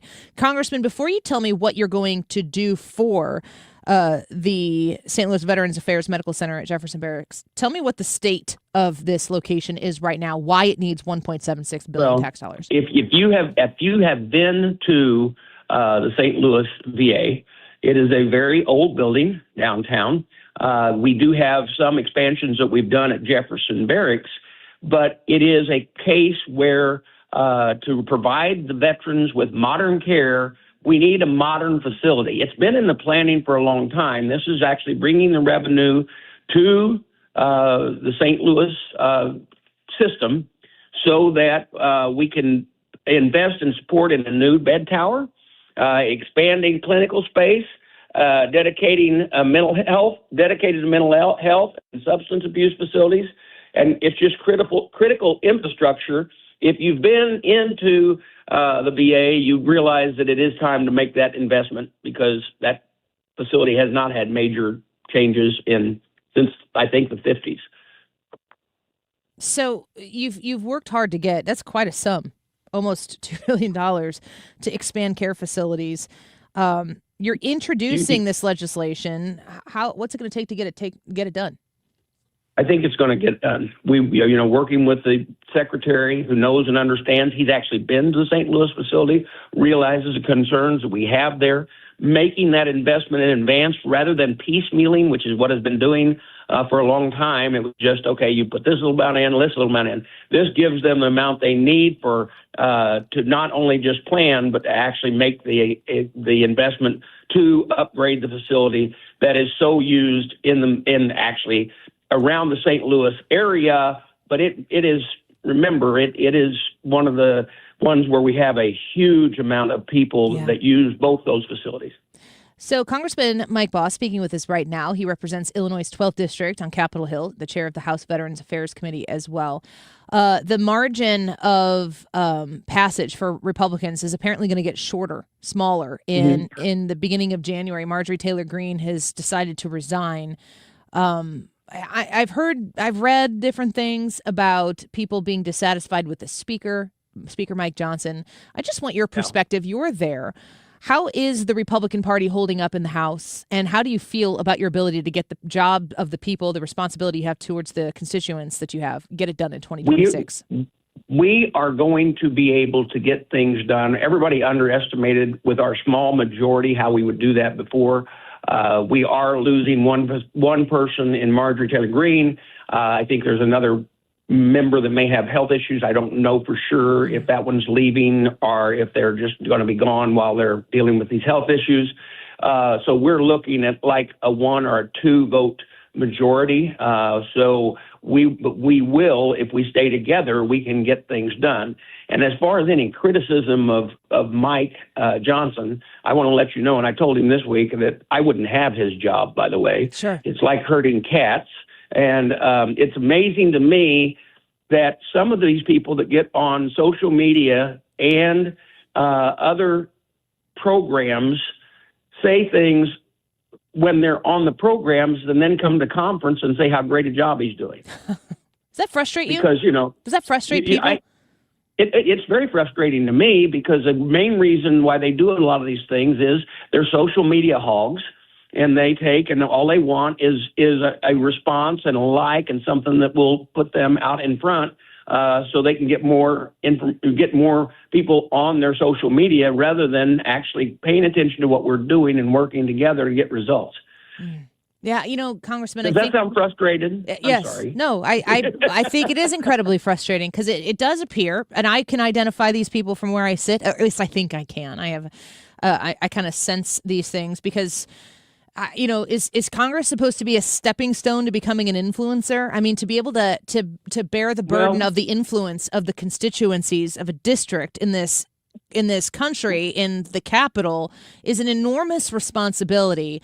I hate to think that it's being used as a stepping stone to being an influencer, but it obviously, in multiple cases, is. Right. And many of those members, both on both sides of the aisle, that you see quite often, what you want to realize is that, when we get our staff together and you have about, in county in your district and everything like that, about 16 to 19 staff members, remember, I have one media person, one. Yeah. They have as many as 4 or 5 to try to get every bit of media that they possibly can. And when you're spending all your time getting media, maybe you're not paying attention to what the actual bills need to be done and how they need to be done. I have made my investment with my staff on people who know particular subjects and can work to move and forward the legislation, and also to know the process of how to work with people to get votes put on the legislation that you need to move. Yeah. And you have wonderful people. I know a lot of them. And I'm blessed beyond measure there. Yes, I really am. That is definitely helps you do the work of the people. Last question before we let you go. The president has announced that he is going to make do a speech from the White House tomorrow evening in prime time.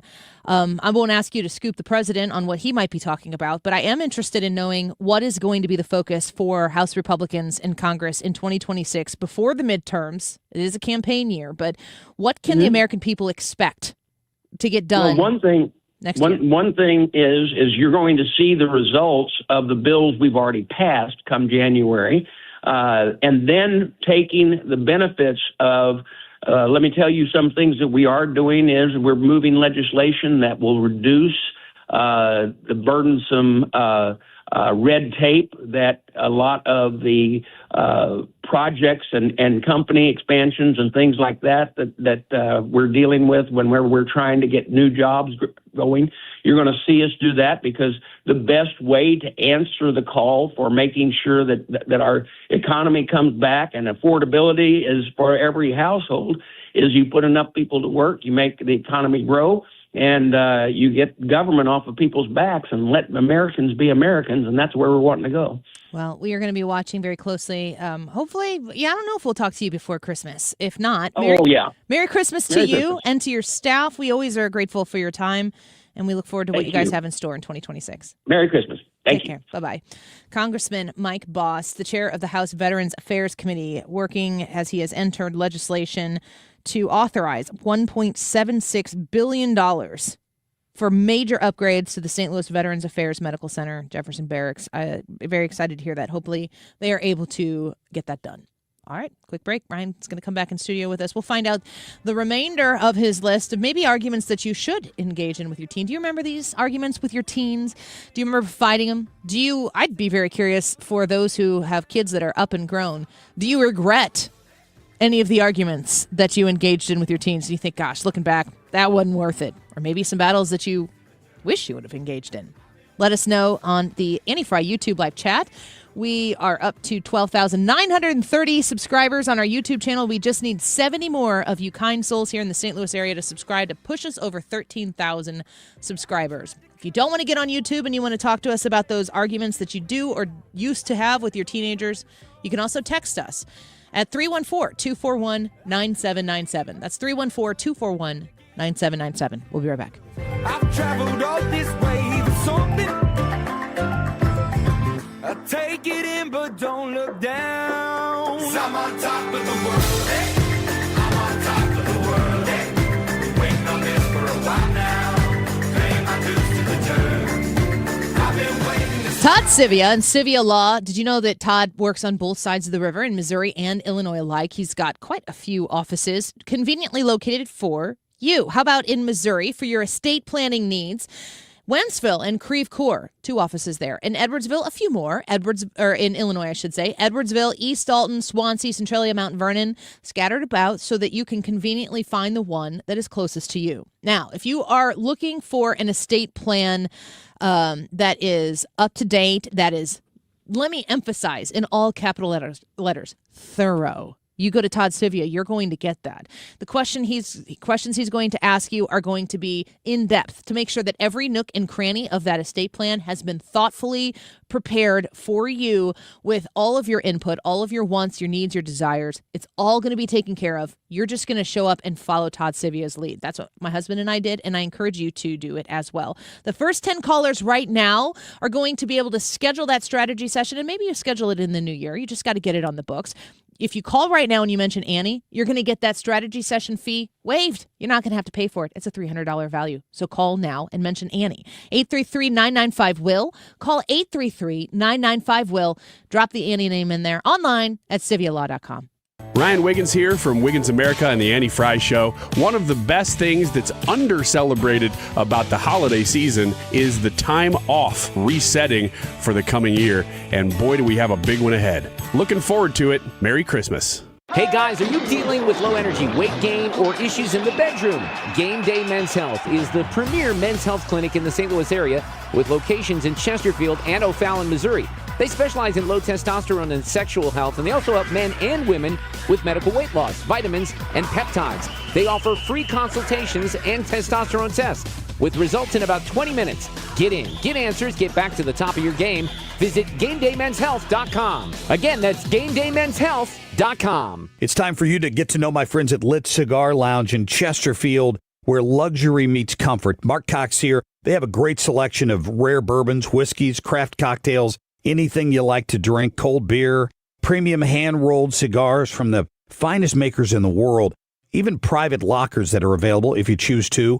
Perfect for date nights or business meetings, and live music every Friday night. Family owned and operated. Check them out in Chesterfield at the District. It's litstl.com. No one remembers the tie, the sweater, or the pair of socks they received last year for the holidays, but they will remember the year they learned how to play the piano. Hi, this is Kathy from Lacefield Music. And every year in January, Lacefield Music opens their exciting and innovative 8-week adult piano classes to the public for the incredible price of only $29.99 for all 8 weeks. This class is usually $100, but in January, the classes will be $29.99 for all 8 weeks. With Lacefield Music's adult piano classes, you will learn how to read music, play your favorite songs, and you will play with both your right and your left hand the very first week. This year, instead of buying your loved one more things, buy them an experience and fulfill the dream of learning to play the piano. Class sizes are limited and are filling fast, so call 636-778-2070 for more information or go to lacefieldmusic.com. That's lacefieldmusic.com to sign up.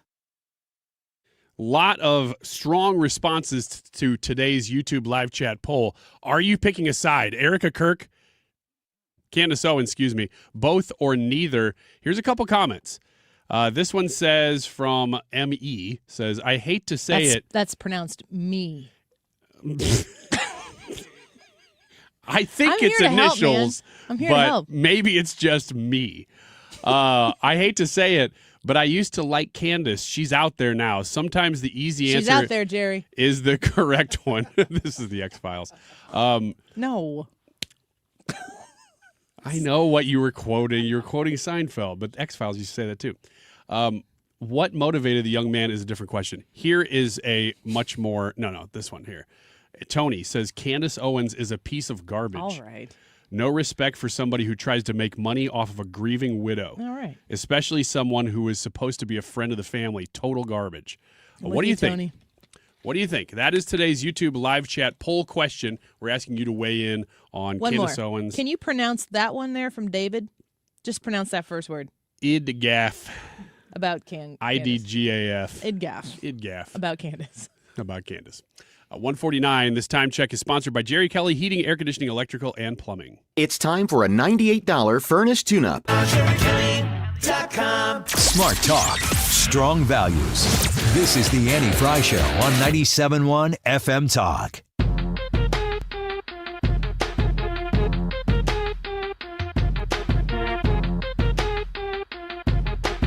Ethan made some choices today.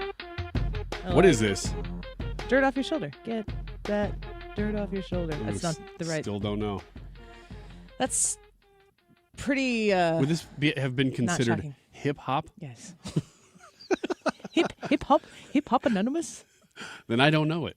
From any era, I was never a hip hop. How old were you at your coolest? 15. Not there yet. Yeah. Let's take that 53. back. I'll get there soon. I'm going to be really cool in a couple of years. It's nice to not have peaked yet. Heck yeah, it is. I'm going to look good in a couple of years. I'm going to get in shape. That's what I always tell myself. It's always in the plan. Just gets harder. Arguments to have with your kids? Battles you should fight with your kids. We kind of went over the ones that you shouldn't with your teens. The first one is predictable. The cell phone gaming internet battle. Speak to me. Our kids' cell phones are their lifeline. And when they're not on their phones, many teens spend their time searching the internet or gaming. While it all seems fairly harmless to our kids at times. I am the meanest parent, I think, in my kids' group. Both of them. Well, then we are probably too, because we're pretty strict. You're not. Do your kids come to you like, Mom, Dad, everybody else has a No. Then you're still, oh God, cling to that. Yeah, we're in that age where they still are like, no, we think you're doing the right thing, Mom and Dad. I'm like, yeah, you darn right we are. We taught you well. Hold on tight, buddy. You're the dumbest person I know, Dad. No, that'll never happen because it's false. I know right. Lots of dumber people that they know. What was You're like, no, let me not. get out my list. Here are the dumb people. What about Uncle Jim? Shots fired. And they're like, you're right, Dad. You're right again. That guy's an idiot. What about your mom? Just kidding. Don't do that. I'm not going to do that when she's there. Don't do it when she's not. Well, if you're going to do it, you got to do it in her presence. Then it's a joke. You know she's saying it about you. Well, we've gone over this topic quite a bit. Cell phone, gaming, internet battles. You got to be strict with this stuff, just more and more and more, because it is pervasive. I think that in 15 years, the way children have access to the internet on their phones and platforms is going to look so different than right now. Yeah, it'll just be programmed into their brains. No, that's not at all. I think that there are going to be regulations. I think that social media platforms are going to have parameters that they don't have right now. I think we are in the wild, wild west of internet access by children. And those kids right now, our children are going to be like, I can't believe that I was able to access what I was able to access. I think you're right. Although I think we're already past maybe the first generation. I mean, we were almost in that first generation of complete wild, wild west. Internet existed in our house in junior high. But it was like, okay, now what do you do? It was a novelty. Yeah. It wasn't like it is now. You watch Singing Dancing Hamsters. Is that what you were doing? I thought you were doing the AOL dial-up sound.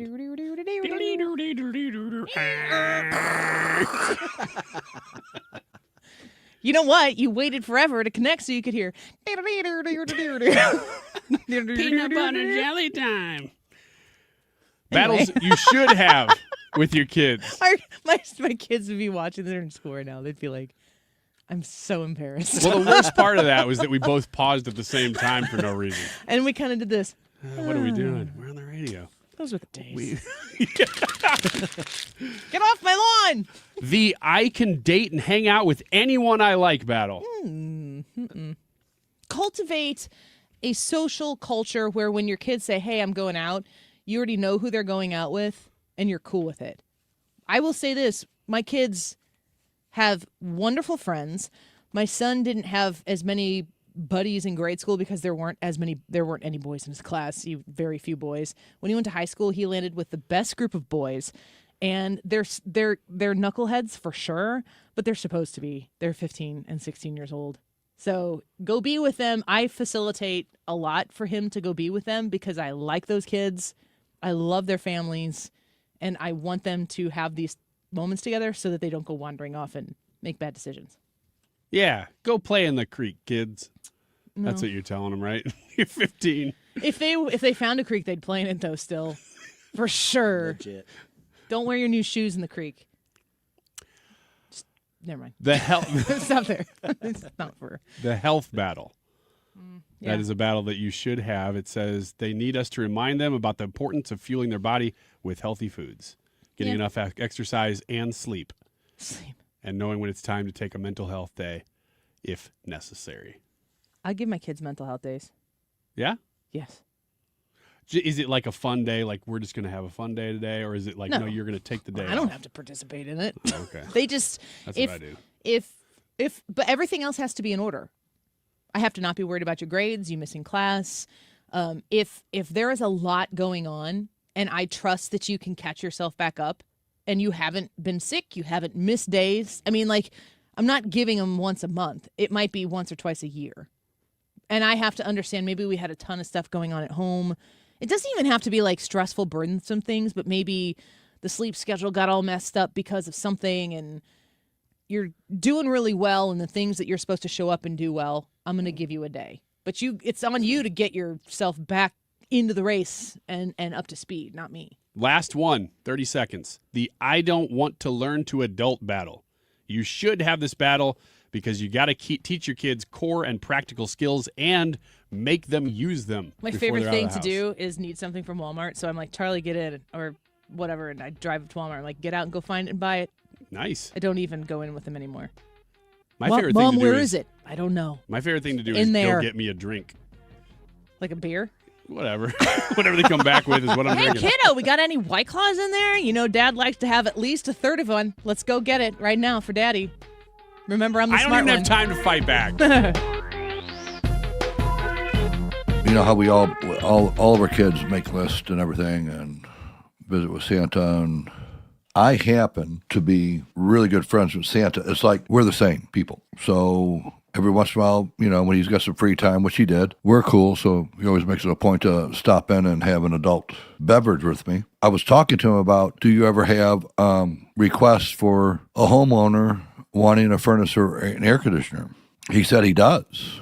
And I said, so what do you deliver on that? Because I'm your best bud, and you never let me know, so I've never delivered anything or put anything together. But he said he was going to leave my number and my card. If you don't find it, here's what's on my card. Bart Inman, one easy number in Missouri and Illinois. It's 314-293-2600 or bartinman.com. That's Bart with a B, Inman with an I.com. Merry Christmas and God bless. RulerFoods.com. The holiday season is here and you are shopping. I feel like all I do when I'm awake is shop right now. I can't afford to not go to Ruler Foods to stock the pantry or to get the baking goods or whatever we're going to have for Christmas dinner because the deals are so good. Sugardale butt or shank portion hams, 99 cents a pound. Go snag one right now. You can stock up on favorite drinks like Coke or Pepsi, 12 packs. Buy two, get two free. Also, baking essentials. Kroger 4-count butter sticks. You know what Ryan always says, you can never have enough butter. Two for just $6.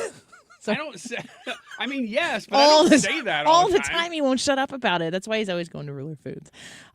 If you are looking for the lowest prices, also if you're looking for delivery and convenience, Ruler Foods is there to satisfy that need. Find the Ruler Foods that is closest to you. You can schedule a delivery. You can also see all the deals online at rulerfoods.com.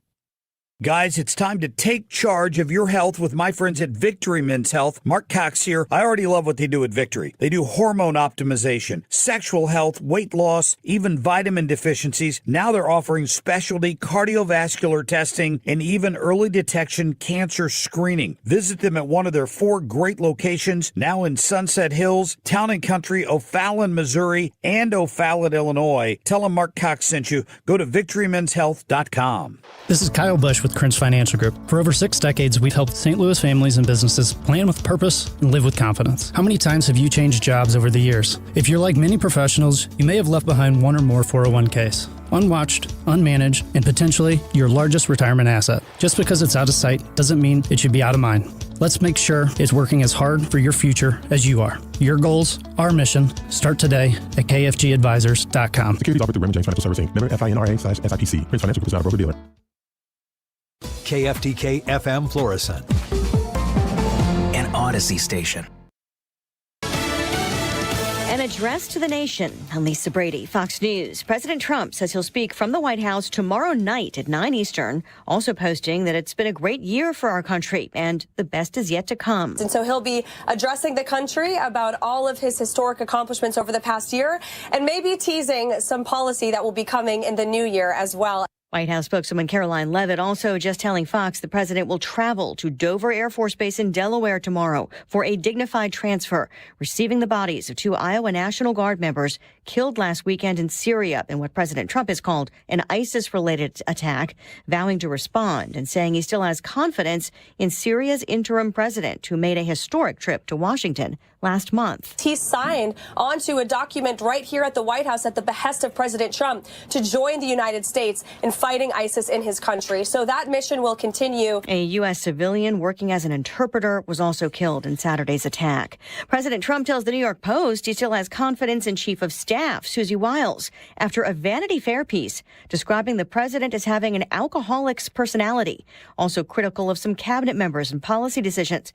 The article is based on several interviews with the magazine. In the piece, Wiles criticizes Attorney General Pam Bondi's initial handling of the release of files related to convicted sex offender Jeffrey Epstein and suggests the bombing campaign against alleged drug boats in the Caribbean is intended to pressure Venezuela's ruler Nicolas Maduro to cry uncle. In a social media post, Wiles describes the Vanity Fair article as a disingenuously framed hit piece, writing significant context was disregarded to paint an overwhelmingly chaotic and negative narrative. Fox's Jared Halpern at the White House. The president says he did not read the article, but that Wiles has done a fantastic job. America is listening to Fox News. Hey, can you blow up some balloons for Jack's party? I can't. I'm so congested. You need Sinex Saline from Vicks. Sinex Saline Nasal Spray? Yeah, just Sinex. Breathe. Sinex Saline instantly clears everyday congestion associated with colds and year-round allergies with a gentle, ultra-fine mist that's no mess and easy to control. Daddy, we need more balloons. On it! Enjoy life's important moments without congestion. Try Sinex Saline from Vicks. Just Sinex. Breathe. Ah. Use as directed. Sniffles and sneezes got you down? GoodRx is here to help with big savings on commonly prescribed cold and flu meds. GoodRx is free and easy to use. GoodRx is accepted at all major pharmacies like CVS, Walmart, and Walgreens. Just search your prescription, find a coupon, then show your pharmacist at the drop-off counter. GoodRx is not insurance, but it works whether you have insurance or not. If you do, GoodRx may beat your copay price. Download the free app or visit GoodRx.com to save today. Air Comfort Service, heating, cooling, and insulation, weather. Sunshine this afternoon, and let's call it a nice 54, above average temperatures for a change. Some clouds around tonight, 35, but all is dry. Wednesday, mostly sunny, 55. Clouds take over Wednesday night. Thursday, clouds with periods of rain, and it's all rain, no ice or snow, but there could be a rumble of thunder, a flash of lightning. Thursday's high, 54. This is 97.1 FM Talk. Chief Meteorologist Dave Murray. The Annie Fry Show is sponsored by Air Comfort Service Heating, Cooling, and Insulation. If you need a new furnace, get Carrier Cool Cash rebates and 0% financing so you'll be nice and cozy as the weather turns. For a free estimate on a new heating system, visit aircomfortservice.com. Annie Fry, Ryan Wiggins, Brad Rain. That's us. That's right. Gotta love this American ride. What do you want from me? I'm not America's sweetheart. For goodness sake, kid. Keep your voice down. Your father's listening to the radio. I'm not America's sweetheart. This is the Annie Fry Show on 97.1 FM Talk. Which is better for you, water or soda? That is the debate I am having with myself right now. Who's winning? Water. Water? Because I think I left my soda out of the studio. The host of the show, Annie Fry, is about to enter the studio. She's doing important things. And it's okay. We're just having a little debate here. Water or soda? Just because I... That's the... You okay? I was in KLX's studio. What are you doing over there? Recording. Oh, man, you went far. Sue is the queen. I can't tell her to move. I had to record a spot. True. How'd it go? I don't even know. Yeah, I went to producer Fred's studio. I know that literally studio. sprinted from That's a long KMLX way. down here. That was a mistake. Yeah. Are we interviewing anyone? I don't even have my headphones on. Yeah, we're not doing anything. I was literally just talking about the drinks in front of me. But I made it sound like we were having a debate over soda or water. Yeah. And which one's better for you? To me, it's water. It sounded like an Adam Sandler movie. You want to play a clip? You guys could have done that. What clip do I don't play have any now? clips in front of me. He's got all of them. Brad Yeah, pulled well, them. we found out 5 seconds before the song ended that you weren't going to be here. Did you panic? Yeah? Did you? I did, and I started looking around, and I said, look what's here, 2 cups. Daniel came to get me. Oh, good. Apparently they have a new system in KMOX, and I didn't know how to use it. So I went into Fred's studio, kicked Fred out of his studio. I didn't. He was very kind, of course. Ethan helped me. We recorded it. We couldn't figure out how to stop it. Then I had to record it again because I was a second and a half short. Oh, man. So I'm sitting in there. It was 2:03:32, and I'm like, this isn't good. You know what you need to do next time? If you're a little short on a spot, just slow it down a little I thought you were going to say stand on my toes. in post. So Ruler Foods doesn't it's not want gonna me sound- to say download the app. Yeah, they do. It'd sound unique. It'd stand out. Sound like Bart Inman. Man, people talk to me about Bart Inman all the time. That's all I have to say about that. They love him. God bless. Indeed. Indubitably. Well, Back to you, Brad. Brad? Brad, pick a clip. Pick a clip.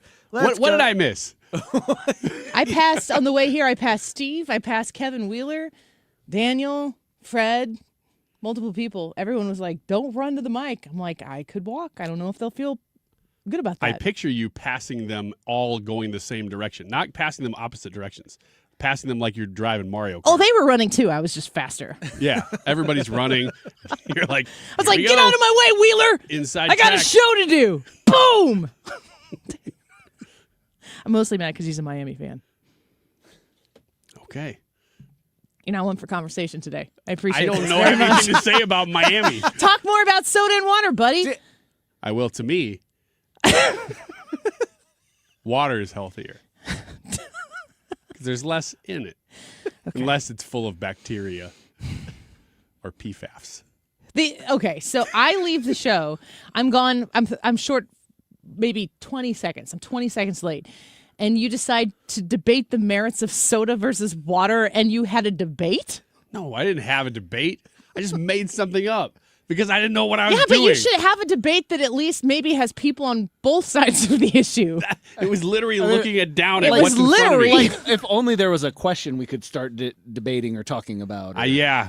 If we had a poll every day, then maybe I could have started there. The poll votes are actually coming through. We've got 286 votes in the poll today. Are you picking a side? I'll ask you. We set the table a little bit earlier. Erika Kirk, Candace Owens, both or neither in the conspiracy argument fight that exists over the death of Charlie Kirk. Of course, Tyler Robinson in court last week. People were making a little bit of hay over the smirk that he had in court. He just didn't seem to me to be somebody who was distraught, certainly. No. So I don't know. That is what it is. But Candace Owens is saying it's a lot bigger than Tyler Robinson. And everybody who is not jumping on the bandwagon of what the questions that she's asking. So she's this very innocent, like, I'm just asking questions. But it's very accusatory. It's very passive aggressive. And if you ask Erika Kirk, she said this on with Harris Faulkner on the Faulkner Focus. She said that they're making 6 figures an episode. She's making 6 figures an episode on YouTube. Candace Owens is? Yeah. What? Are you on side? Well, now I want to start doing whatever Candace Owens is doing. Shut up. No. Negative. I am on a side, and it's weird because Erika Kirk clearly did not ask for this publicity. I didn't even know her name before Charlie Kirk was assassinated. Yeah. So this has all been thrust upon her, and I don't think that she's done a bad job of handling it. And she's running TPUSA now. I just don't. It's weird because while all that's true, whenever I see her speak, I don't find her to be a great speaker or very convincing. But she wasn't. It's what not her she's role. doing right now is downstream from her husband being assassinated. So it's Right. like there's a lot of grace to offer in the moment where you're assessing Erika as an influencer or some sort of public figure. I mean, she signed up to be a part of a big conservative organization, so I don't think that she was trying to hide.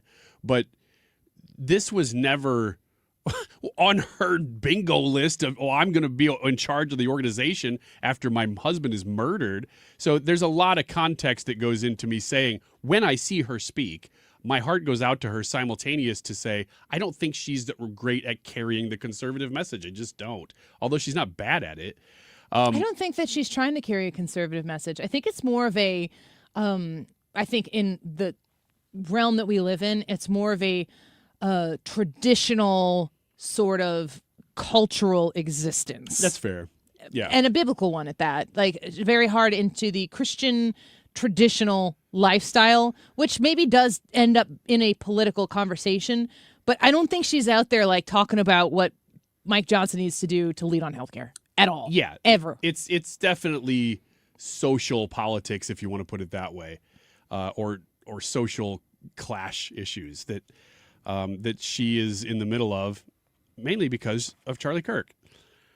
But anyway, all that to say that while I'm not sold out on Erika Kirk as a media personality, in this battle between Erika Kirk and Candace Owens that Erika Kirk again didn't ask for, I'm very much with Erika Kirk because this whole thing is stupid. And Candace Owens is making apparently a lot of money.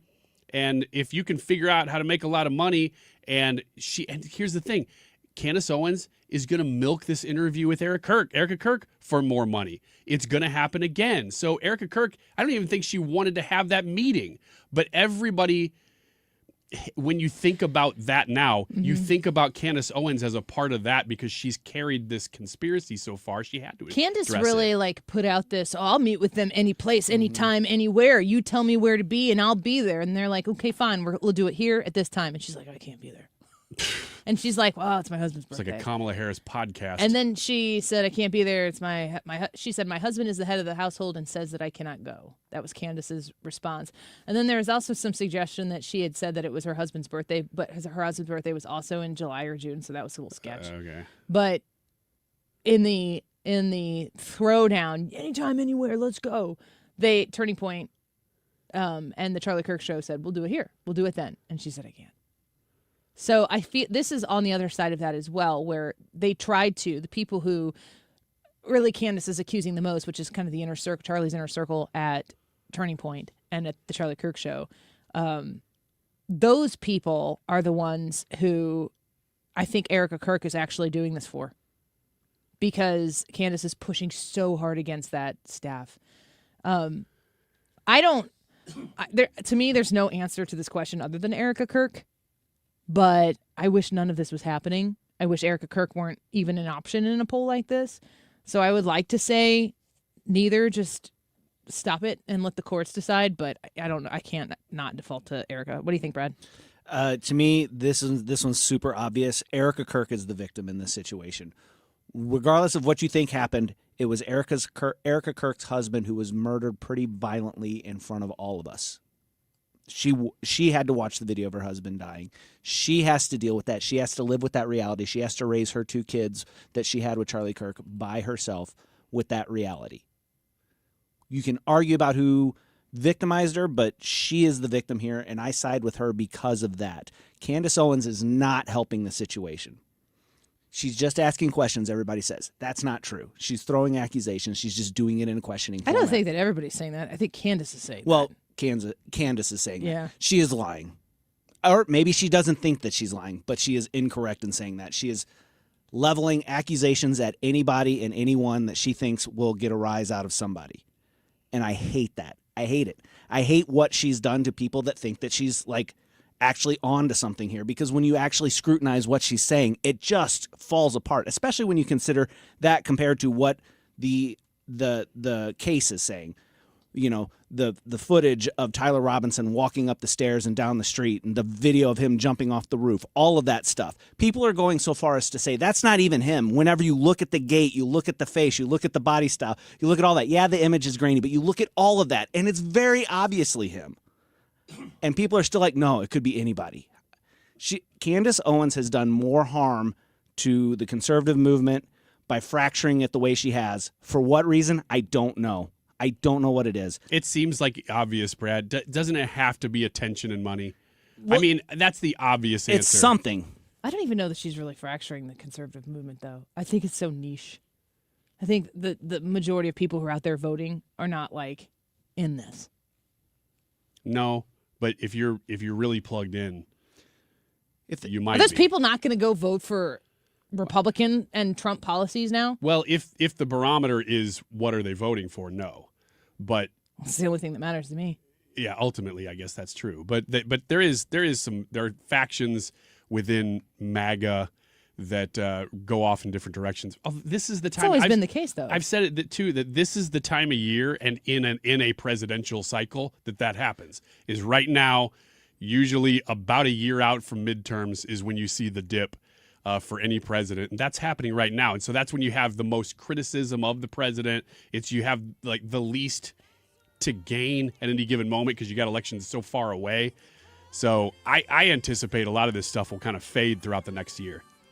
Maybe it'll fade quickly now after this meeting, but probably not. I don't know. The gravy train is flowing on the Candace Owens side, so I don't know if she's going to be willing to let that go. Ethan, Sports and Local next. Don't go away.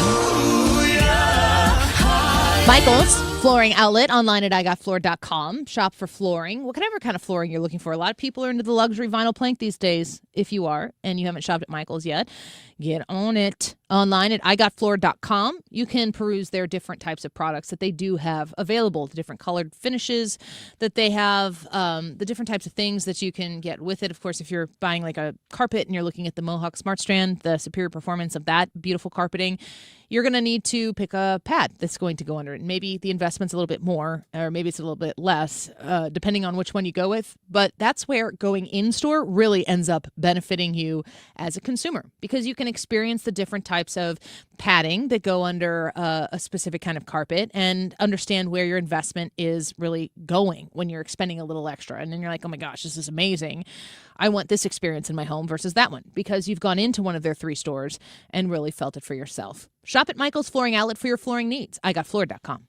Hey, good morning. You're heading to the airport, right? Yep, thanks for checking. I like the car. How long have you been a rideshare driver? About 3 years now, but I really enjoy it. Isn't it hard to make money these days with the price of gas being so high? Not for me. I use Upside, the free app that gives you cash back for every gallon of gas you buy. Wait a minute. Are you saying you actually get real money back when you get gas with the Upside app? Yep, I get real cash back every time I get gas. Does that actually add up to anything? I'll make around $200 to $300. Wow, that's serious extra cash. I'm downloading the Upside app now. Download the free Upside app now to earn real cash back every time you buy gas. Use promo code NEXT for an extra 25 cents per gallon bonus on your first tank. You can cash out anytime right to your bank account, PayPal, or a gift card for Amazon and other brands. Just download the free Upside app and use promo code NEXT for a 25 cents a gallon bonus on your first tank. That's code NEXT.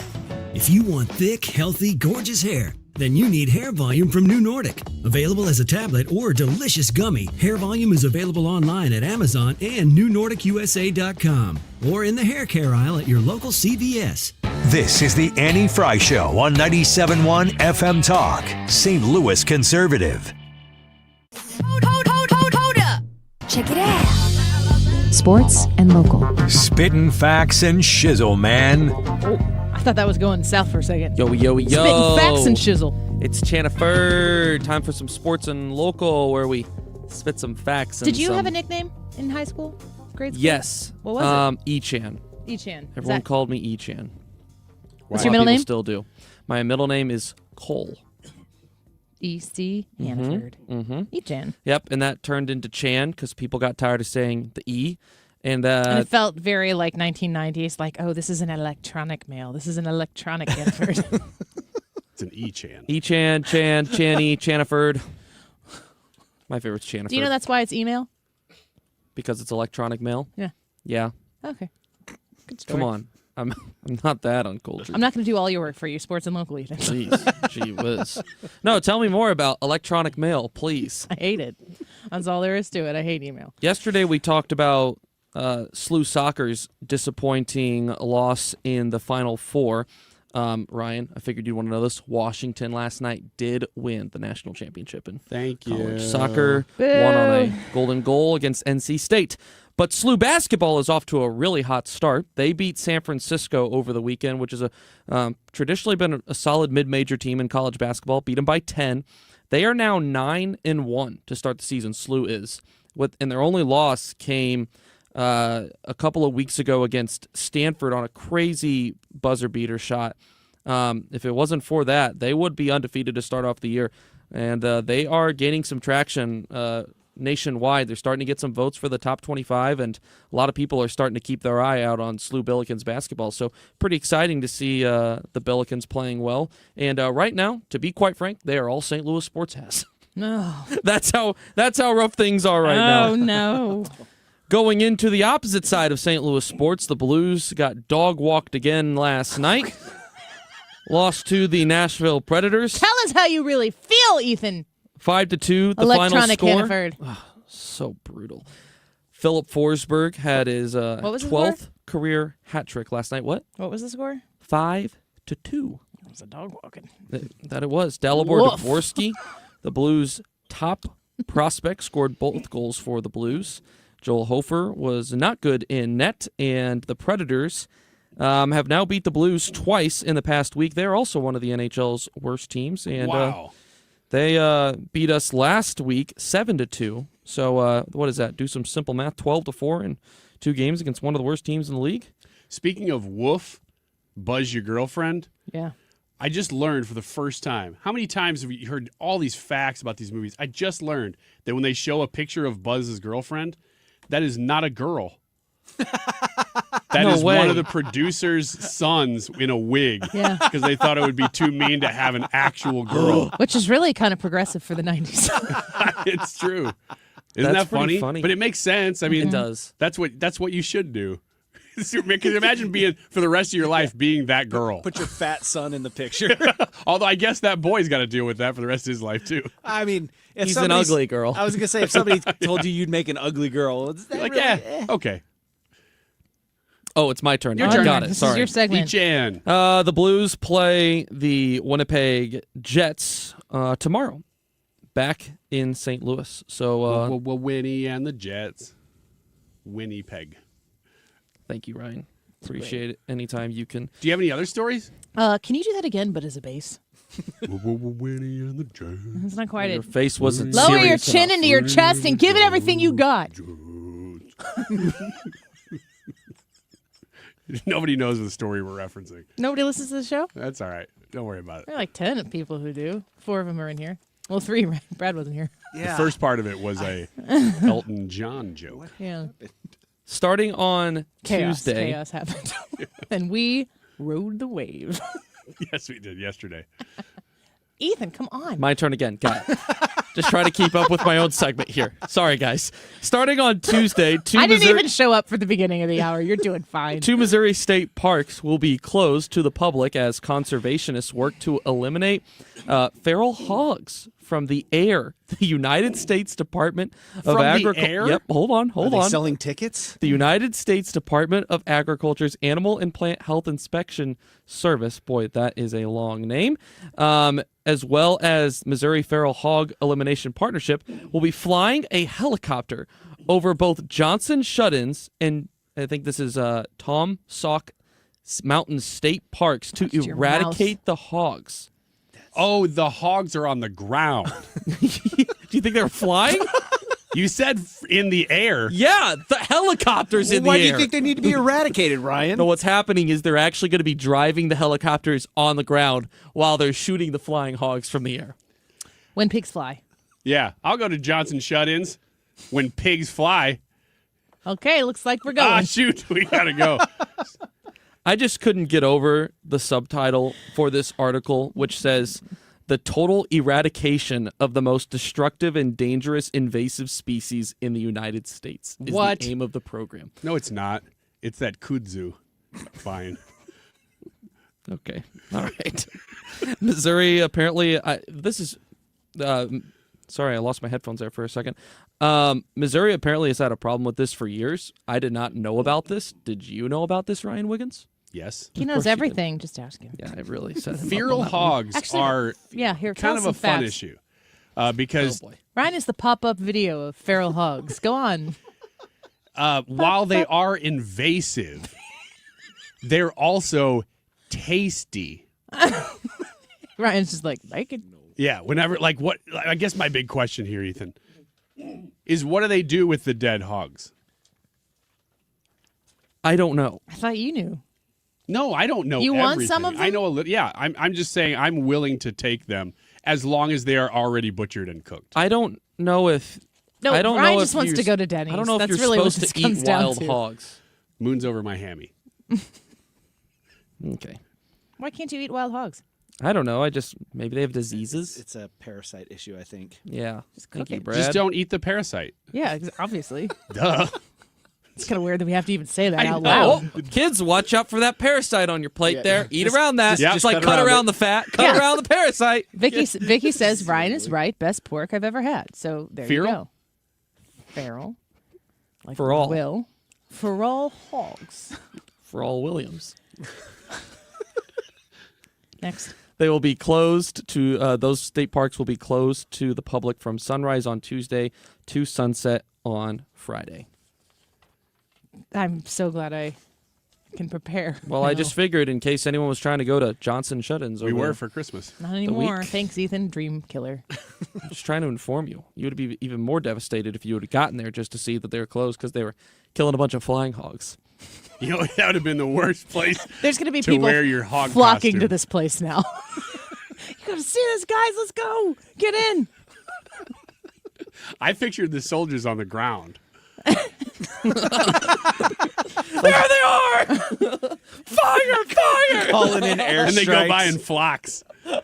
You just got to wait them out, man, because once a flock comes, you're eating for weeks.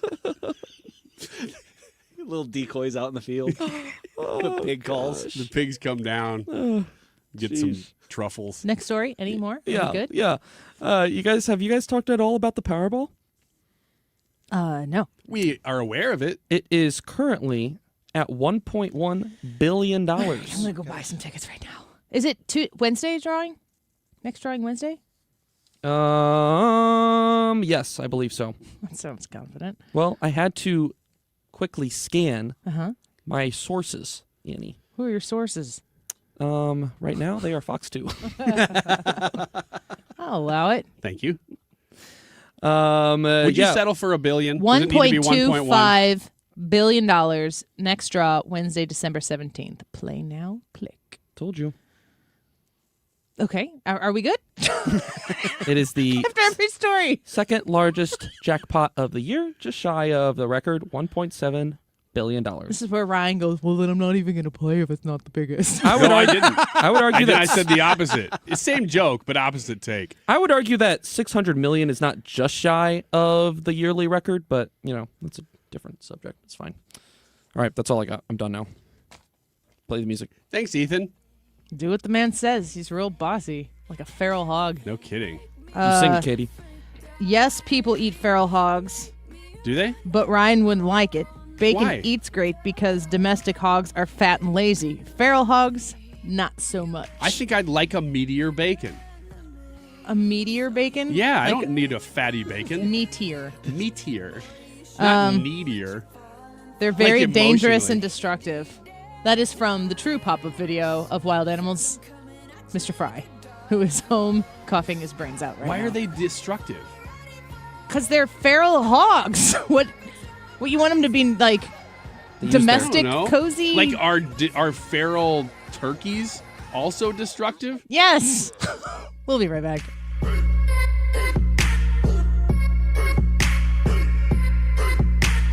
Mark my words, this love will make you levitate. Like a bird without a cage. Down to earth, if you Point Pest Control, spelled point with an E when you throw it into the website, pointpestcontrol.com. Your pest control experts, at least the Fry family pest control experts. I am a Premier Service Plan subscriber, and I encourage you to call them at 636-798-0023 and sign up as well. Quarterly treatments at our homes that come into your home and around your home with a treatment that is safe for your family, safe for the kiddos, the grandkids, the pets, everything, but not safe for the pests that you're trying to get rid of. Those annoying spiders that some, myself, find horrifying. You want to get rid of them? You get Point Pest Control. That's the impetus for us calling Point Pest Control, but also crickets and mice. If you have evidence of mice, you have mice and you need to get rid of them. How many are there? Just one? Doubtful. Call Point Pest Control at 636-798-0023. Mention my name and save an extra 10% discount on top of whatever specials they have going on right now. Point with an E, pointpestcontrol.com. Hi, I'm Nancy Cartwright. You may know me better as the voice of Bart Simpson. On Simpsons Declassified, we're diving into the mysteries that keep The Simpsons forever young. Have you ever wondered how The Simpsons regularly predicts future events? Who better to ask than the show's creators, performers, and writers, the celebrity guests? Be sure to follow and listen to Simpsons Declassified wherever you get your podcasts. Are you nearing retirement and wondering if you're truly prepared? Sue Thomas here, and when it comes to retirement planning, keep in mind Financial and Tax Architects, FTA, has helped families all across St. Louis plan to retire with clarity and confidence. FTA specializes in creating tax-efficient retirement strategies, showing you how and when to claim Social Security, and building an income plan designed to last as long as you do. Now, they have a Retirement Planning 101 class. It is eye-opening. It's 2.5 hours. It's offered on campuses of colleges throughout the area. No cost or obligation, but you're going to learn how to avoid costly mistakes, reduce unnecessary taxes, and make your money work smarter in retirement. Call 314-888-5101 or visit fta-ria.com to reserve your seat today. Space fills quickly, so don't wait. Take that first step toward a more confident retirement. Hey, it's Tom Ackerman. Where do you go for your annual eye health examination? Ophthalmology Associates, of course. Doctors Greg Birdie and Ranjan Malhotra. Dr. Robert Bersati, he's the one I saw, or Dr. Andrew Royer. They are available to you and are there to take care of all your vision needs at Ophthalmology Associates. They're on Manchester Road, a half-mile west of 270. Your vision is their business at Ophthalmology Associates. In fact, many of their patients are doctors themselves. That's why they call themselves the doctors, Ophthalmology Associates. Are your eyes itchy and scratchy? It could be more than just allergies. They're the leaders in dry eye diagnosis and treatment. They're the leaders in LASIK and discussing those procedures. And if you're having difficulty reading or driving at night, you have glare from oncoming headlights, could be early signs of cataracts, and they can talk to you about multifocal lens implants. Ophthalmology Associates, youridoc.com. Today's YouTube live chat poll is, are you picking a side? Erika Kirk, Candace Owens, both or neither? Katie says, I am on Erika's side. I liked Candace while she was on the Daily Wire, but I can't support her anymore. Not everything is a conspiracy. Let us know what you think. We'll give you the results at the end of the show. And, of course, you can leave a comment at any time or text in 314-241-9797 to use our text line if you don't want to log on to the socials. 2:33 right now. This time check is sponsored by Jerry Kelly Heating, Electrical, and Plumbing. It's time for a $98 furnace tune-up. From the gateway city to the front lines of freedom. 97.1 FM Talk. St. Louis Conservative. X's and Y's. Okay, if you want to text your X's and Y's question into us real quick, you can at 314-241-9797. Text us some good ones, because until you do, we're just going to go with Ryan's questions. Ryan, what do you got? What is a subject that you think is sexy for the opposite sex to know a lot about? Is there anything? Brad? I wanted to start with Brad, so thank you. You're welcome. I had never thought about this before. I didn't think anybody would ask me that today. Yeah, I was so looking forward to answering that. Shut up, guys. Guys. Leave me alone. All right, man, I don't know. I have never actually thought about this. I never thought about this. Ryan, answer your own question. Anything that I don't know about. So like, oh, okay. You know why? You know why at its heart? It's because I just love learning. And if I can find somebody who can explain things to me that I don't know about, I find that very attractive, like a fine wine. Why are you talking like that? You don't like wine? Well, I like conversation.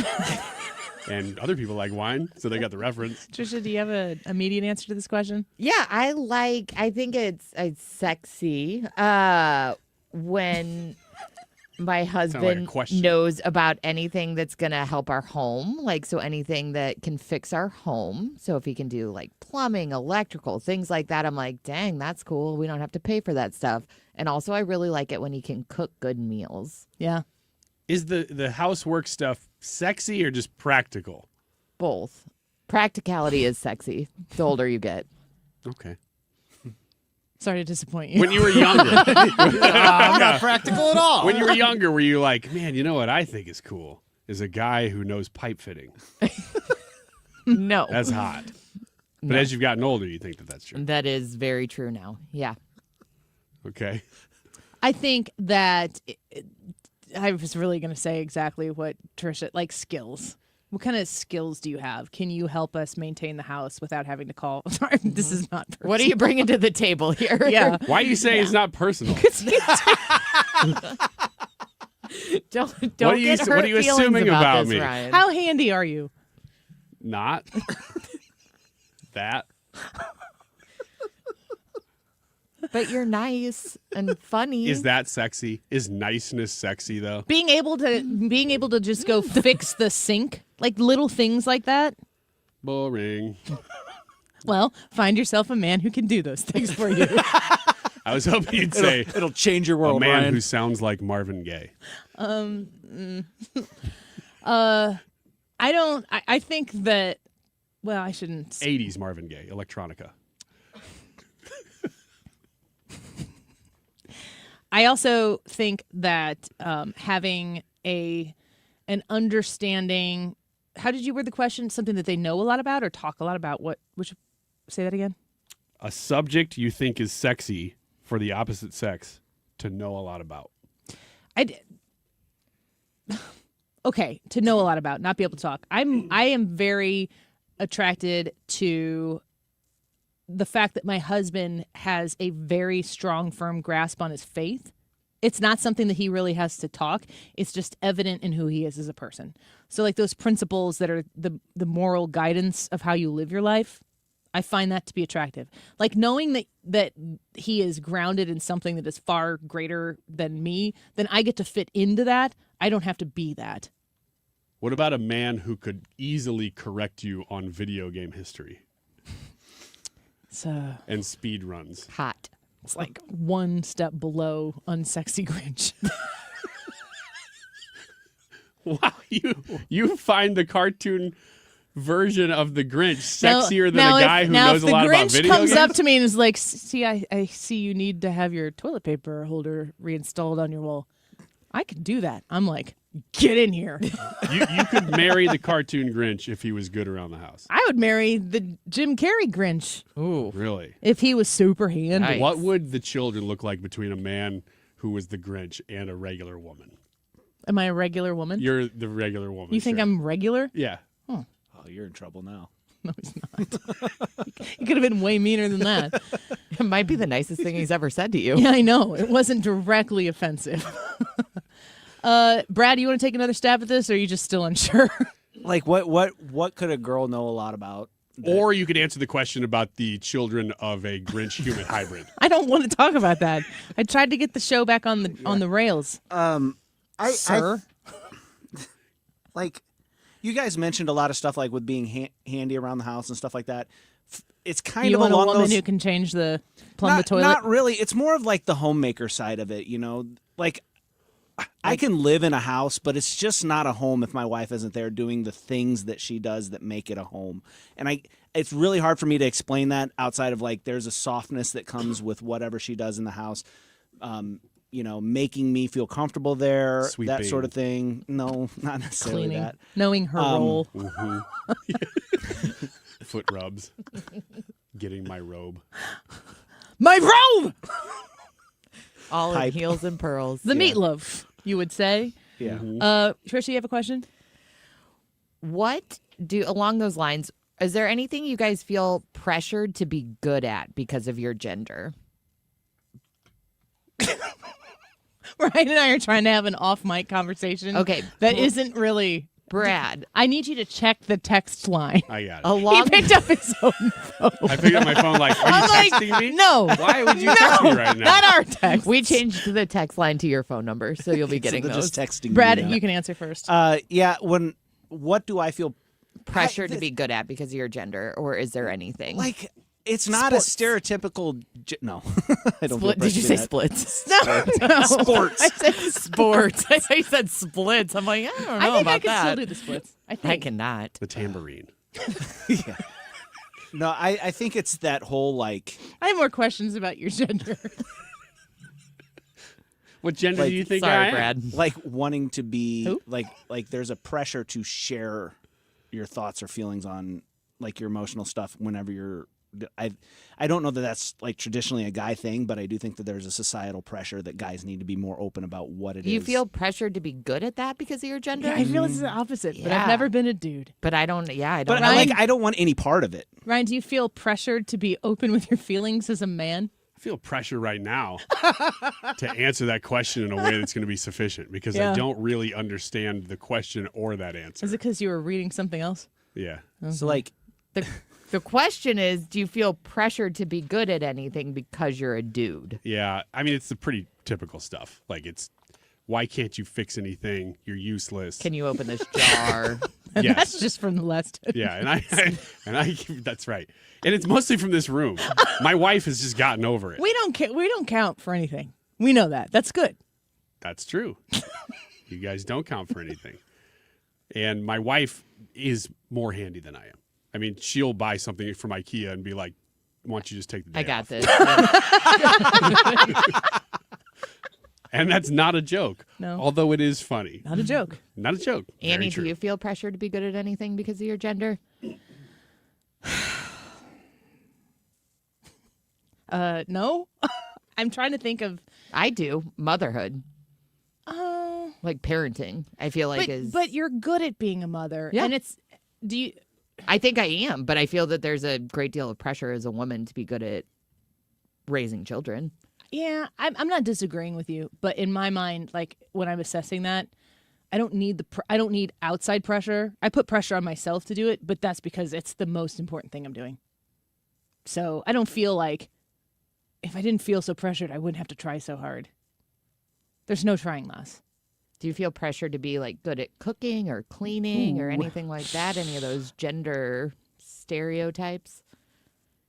I feel pressured to be bad at driving. But you're good at it? Is that what you're saying? Not really. I'm not bad. I'm not a bad driver. You're just saying. I'm too aggressive. You're of a saying driver. that because people expect it of you. Here's the thing, and this is sincere, that I can be an aggressive driver, but I think it's because I'm good at driving. I do a lot of it on the highway every single day. But people who are aggressive drivers, and I'll put myself at the front of the list of people being chastised, people who drive like selfish. Can I say the? If I have to ask, I shouldn't. Yeah, I'm gonna just write it down. Text Ryan. Text me. Text the text line. I'm gonna text it. And I'll see. Yeah. Just text the text line. He's every checking it word now. you're thinking right now. The J word. Can I say that? 241-9797. Got it. This is gonna be great. This is 'cause really she's good actually radio. doing it. If you're somebody who is boastful about being an aggressive driver, which I am acknowledging that I have been an aggressive driver, you are completely discounting everybody else who is on the road who does not understand how to drive around that. That could be elderly people. It could be new drivers like my son who is about to get his license and go on the road and doesn't know how to drive. Like when I'm driving with him on the interstate, which we've only done a few times, and the speed limit is 65 miles an hour. Do I drive 65? I do not. But if you're driving, if that 65 mile an hour driver drives you crazy, which they would drive me, and so you decide to like share with them the wrath of their idiocy and make them feel the ire that you have for them, that person might be driving on the highway for the very first freaking time. And it is not a good, constructive way to drive. And like your need to get somewhere and your ability to drive that way does not match the energy of everybody else out there. And I have learned when I'm sitting in the car with my son and people are driving on the highway the way I would be driving on the highway if my son wasn't there, has made me judge myself hardcore and everybody else who drives like that. Like, it has completely shifted my mindset of those people who are driving slow. Maybe they're driving slower in a lane that should not, like a middle lane or a left lane, but maybe they're trying to figure out their window to feel comfortable to move over. Like, you just don't know where other people are coming from in those other cars. So I have been a bad driver because I thought I was a good driver because I could do it. And it's so selfish. It's so self-centered. And I have had to really shift in the last year having Carly be out there, my mindset. And I'm actually pretty ashamed of it. And I'm most ashamed of it because I didn't realize it until I just saw a different perspective. So I'm a bad driver, and I feel pressure now to not be. Would you say that you've brought shame on your entire family? No, not yet. I'm trying not to. Your crest? Yeah. Thanks for texting Odyssey St. Louis, KFM. Reply help for help. I think I'm going to do that. More questions when we come back. Don't go away. Till I made my getaway. 1, 2, 3, they're gonna run back to me. 'Cause I'm the best baby that they never Home Shield Foundation Repairs.com. Call 314-227-9636. That's 314-227-9636. I really appreciate Matt Hayes and his wife and his wonderful family. They're kind of got kids that are the same age as my kids. So we're in the same kind of place in life. And knowing what it takes to put together a business, to see a need when it comes to foundation repair, the skill that Matt Hayes definitely has, and the ability to help run this family-owned and operated business, it's wonderful to be able to recommend to you good people. And Matt Hayes is one of the good people. So if you have a foundation situation at home, if you have a foundation concern at work, call somebody you can trust. Have Matt Hayes come out and assess the crack in the foundation at your home, maybe shifting concrete that has become a liability. Call someone you can trust. That's what I'm here to do. Bring to you people you can trust. And Matt Hayes at Home Shield Foundation Repair, you can trust him. 314-227-9636, online at homeshieldfoundationrepairs.com. Let's show our appreciation for local heroes. Mark Cox here. Nominate a first responder and their department could get lunch from Grill Master Tony's. I'll personally deliver it. Share their story at 971talk.com. Nominate them today. No one remembers the tie, the sweater, or the pair of socks they received last year for the holidays, but they will remember the year they learned how to play the piano. Hi, this is Kathy from Lacefield Music. And every year in January, Lacefield Music opens their exciting and innovative 8-week adult piano classes to the public for the incredible price of only $29.99 for all 8 weeks. This class is usually $100, but in January, the classes will be $29.99 for all 8 weeks. With Lacefield Music's adult piano classes, you will learn how to read music, play your favorite songs, and you will play with both your right and your left hand the very first week. This year, instead of buying your loved one more things, buy them an experience and fulfill the dream of learning to play the piano. Class sizes are limited and are filling fast, so call 636-778-2070 for more information, or go to lacefieldmusic.com. That's lacefieldmusic.com to sign up. If you suffer from burning, tingling, or numb feet, pay special attention as we discuss neuropathy with Dr. Patton, D.C. Doctor, what is neuropathy? Peripheral neuropathy is nerve damage to the feet and legs. What are the symptoms? The symptoms are numbness, burning, tingling, pain, and loss of balance. Is neuropathy treatable? It's absolutely treatable, and we have amazing results. If you have burning, tingling, numbness, coldness in your feet or hands, or balance issues, call us at Comprehensive Integrated Health today for a nerve damage screening. The screening will tell if you're at risk for serious complications and if you're a candidate for our cutting-edge treatment program. Don't wait until your symptoms are so severe nothing can be done. End-stage neuropathy leaves people confined to walkers, wheelchairs, and even amputations. The first 10 callers will receive a free nerve damage screening. Call 636-538-5188. That's 636-538-5188 for your free nerve damage screening. 636-538-5188. Annie Fry is back because truth doesn't take a break. 97.1 FM Talk, St. Louis Conservative.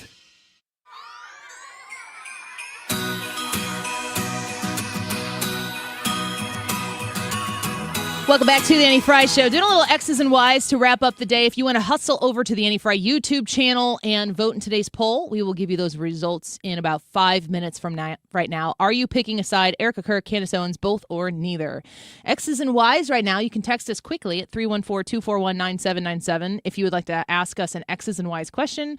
Thank you to the person who said that I should be ashamed of myself and that if they drive 1 mile an hour over the speed limit, that they get dinged for it for work. they get an email saying you're speeding. Yeah, which is fine. Yeah, because you don't check your emails while you drive anyway. I am ashamed. Brad, you got a question? Yeah, I actually have one that a listener had sent to me a while back, and I thought in the vein of driving, this would be a good one. He wants to know, why do girls sit so close to the steering wheel? I do not. I ride dirty. Not. Same. Way dirtier than my husband. He's Really? like 10 and 2 right up on the wheel, and I'm lean back. Isn't most of it that men are usually taller and you just sit back further? That would be my assumption. That It's it would just biology. be a physical Well, why do thing, you do but- it? Because I'm taller than my wife. I sit back further, and I'm cooler. Eddie's smarter, apparently, according to earlier in the show. It's a banner day for Mrs. Wiggins. Yeah. We all know. Yeah, Eddie's got way better posture than I do. I lean with it. It's weird to say that. I watch race car drivers drive their cars, and they actually sit really close to the steering wheel as well. And it has something because to do they're with women. It's leverage. It's not because they're women. They're all Danica They're all Patrick. actually girls. Girls like Joe. Yep. Is it? I understand you said that a listener sent this question. Is that the assumption that women sit closer? Well, I know that my wife I mean, does. like in proximity to the steering wheel, maybe because they're smaller, but like That's all I assumed. it's still like a percentage distance based on size does not indicate that they sit closer. Well, let's ask this question then. Related, do you drive like you sit low or do you sit straight up? Trisha, you just acknowledge this. I need to correct my posture when I'm driving. Yeah. I sit kind of low too, although I do sit up probably a little bit straighter than my wife does. She just sits closer, so it's hard to get in the car, so I'm always moving it back. Do you sit low? Yeah, I set my seat as low as I can get it. Do you lean back or do you A little bit, yeah. sit I mean, upright? I'm not like gangster lean, but I do lean. The I'm pretty chair back. gangster. Okay. Guess we solved that. Anyone else have another question? The questions I have down here for Ask Us Anything, not for X's and Y's. Explain nesting.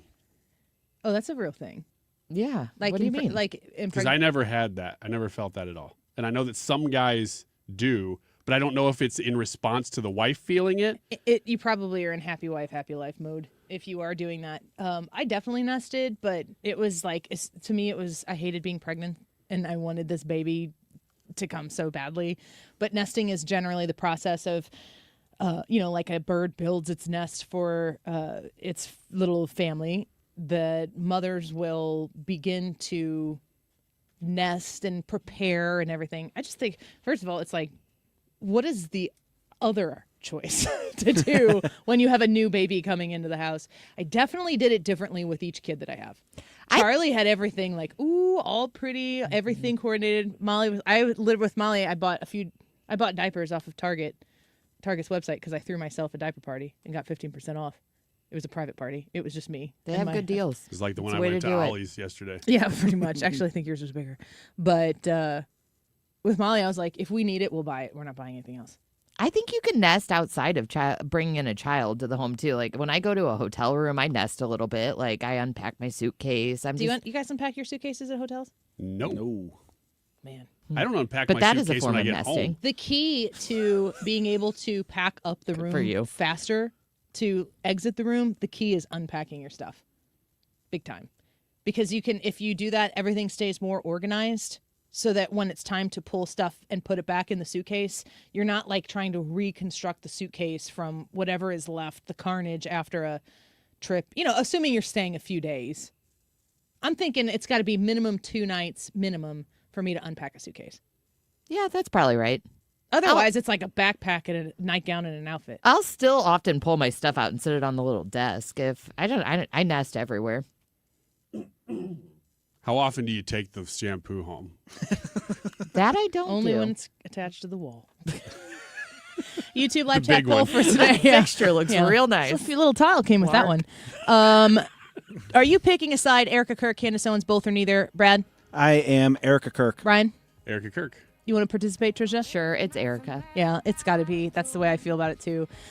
We have 393 votes on this poll. I'm going to leave this up until we wrap the show here. Give me 7 more votes, people. All right.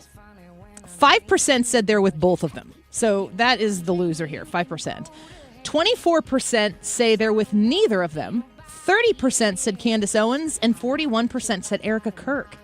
Wow. 41-30, Erika Kirk over Candace Owens. That is a surprise. That is a surprise of almost 400 votes today. And we are 53 people away from 13,000 subscribers on YouTube. Would you go do it? We've got some amazing YouTube shorts up there. Go check them out. Mark Reardon next. Time now for today's Spotlight on Money, sponsored by Wesley Financial. Many people take on a side gig to make extra money. Rick Cobb of the workplace consulting firm 2 Discern says you should run it past your full-time job first because they may have some ground rules. You can't be making money off of customers that you have access to because of your full-time job. In other words, ask permission because you may not get the chance to beg for forgiveness. I'm Rob Hart. Wesley Financial Group is not a law firm. I'm Chuck McDowell, founder of Wesley Financial Group. Did you buy a timeshare because they told you it was a great investment? That's a lie. Most timeshares can be bought online for $1. To find out what your timeshare is worth and to cancel it, call us today and we'll send you our timeshare exit kit free with all your options for cancellation. Call Wesley for your free exit info guide. 800-941-2255. That's 800-941-2255.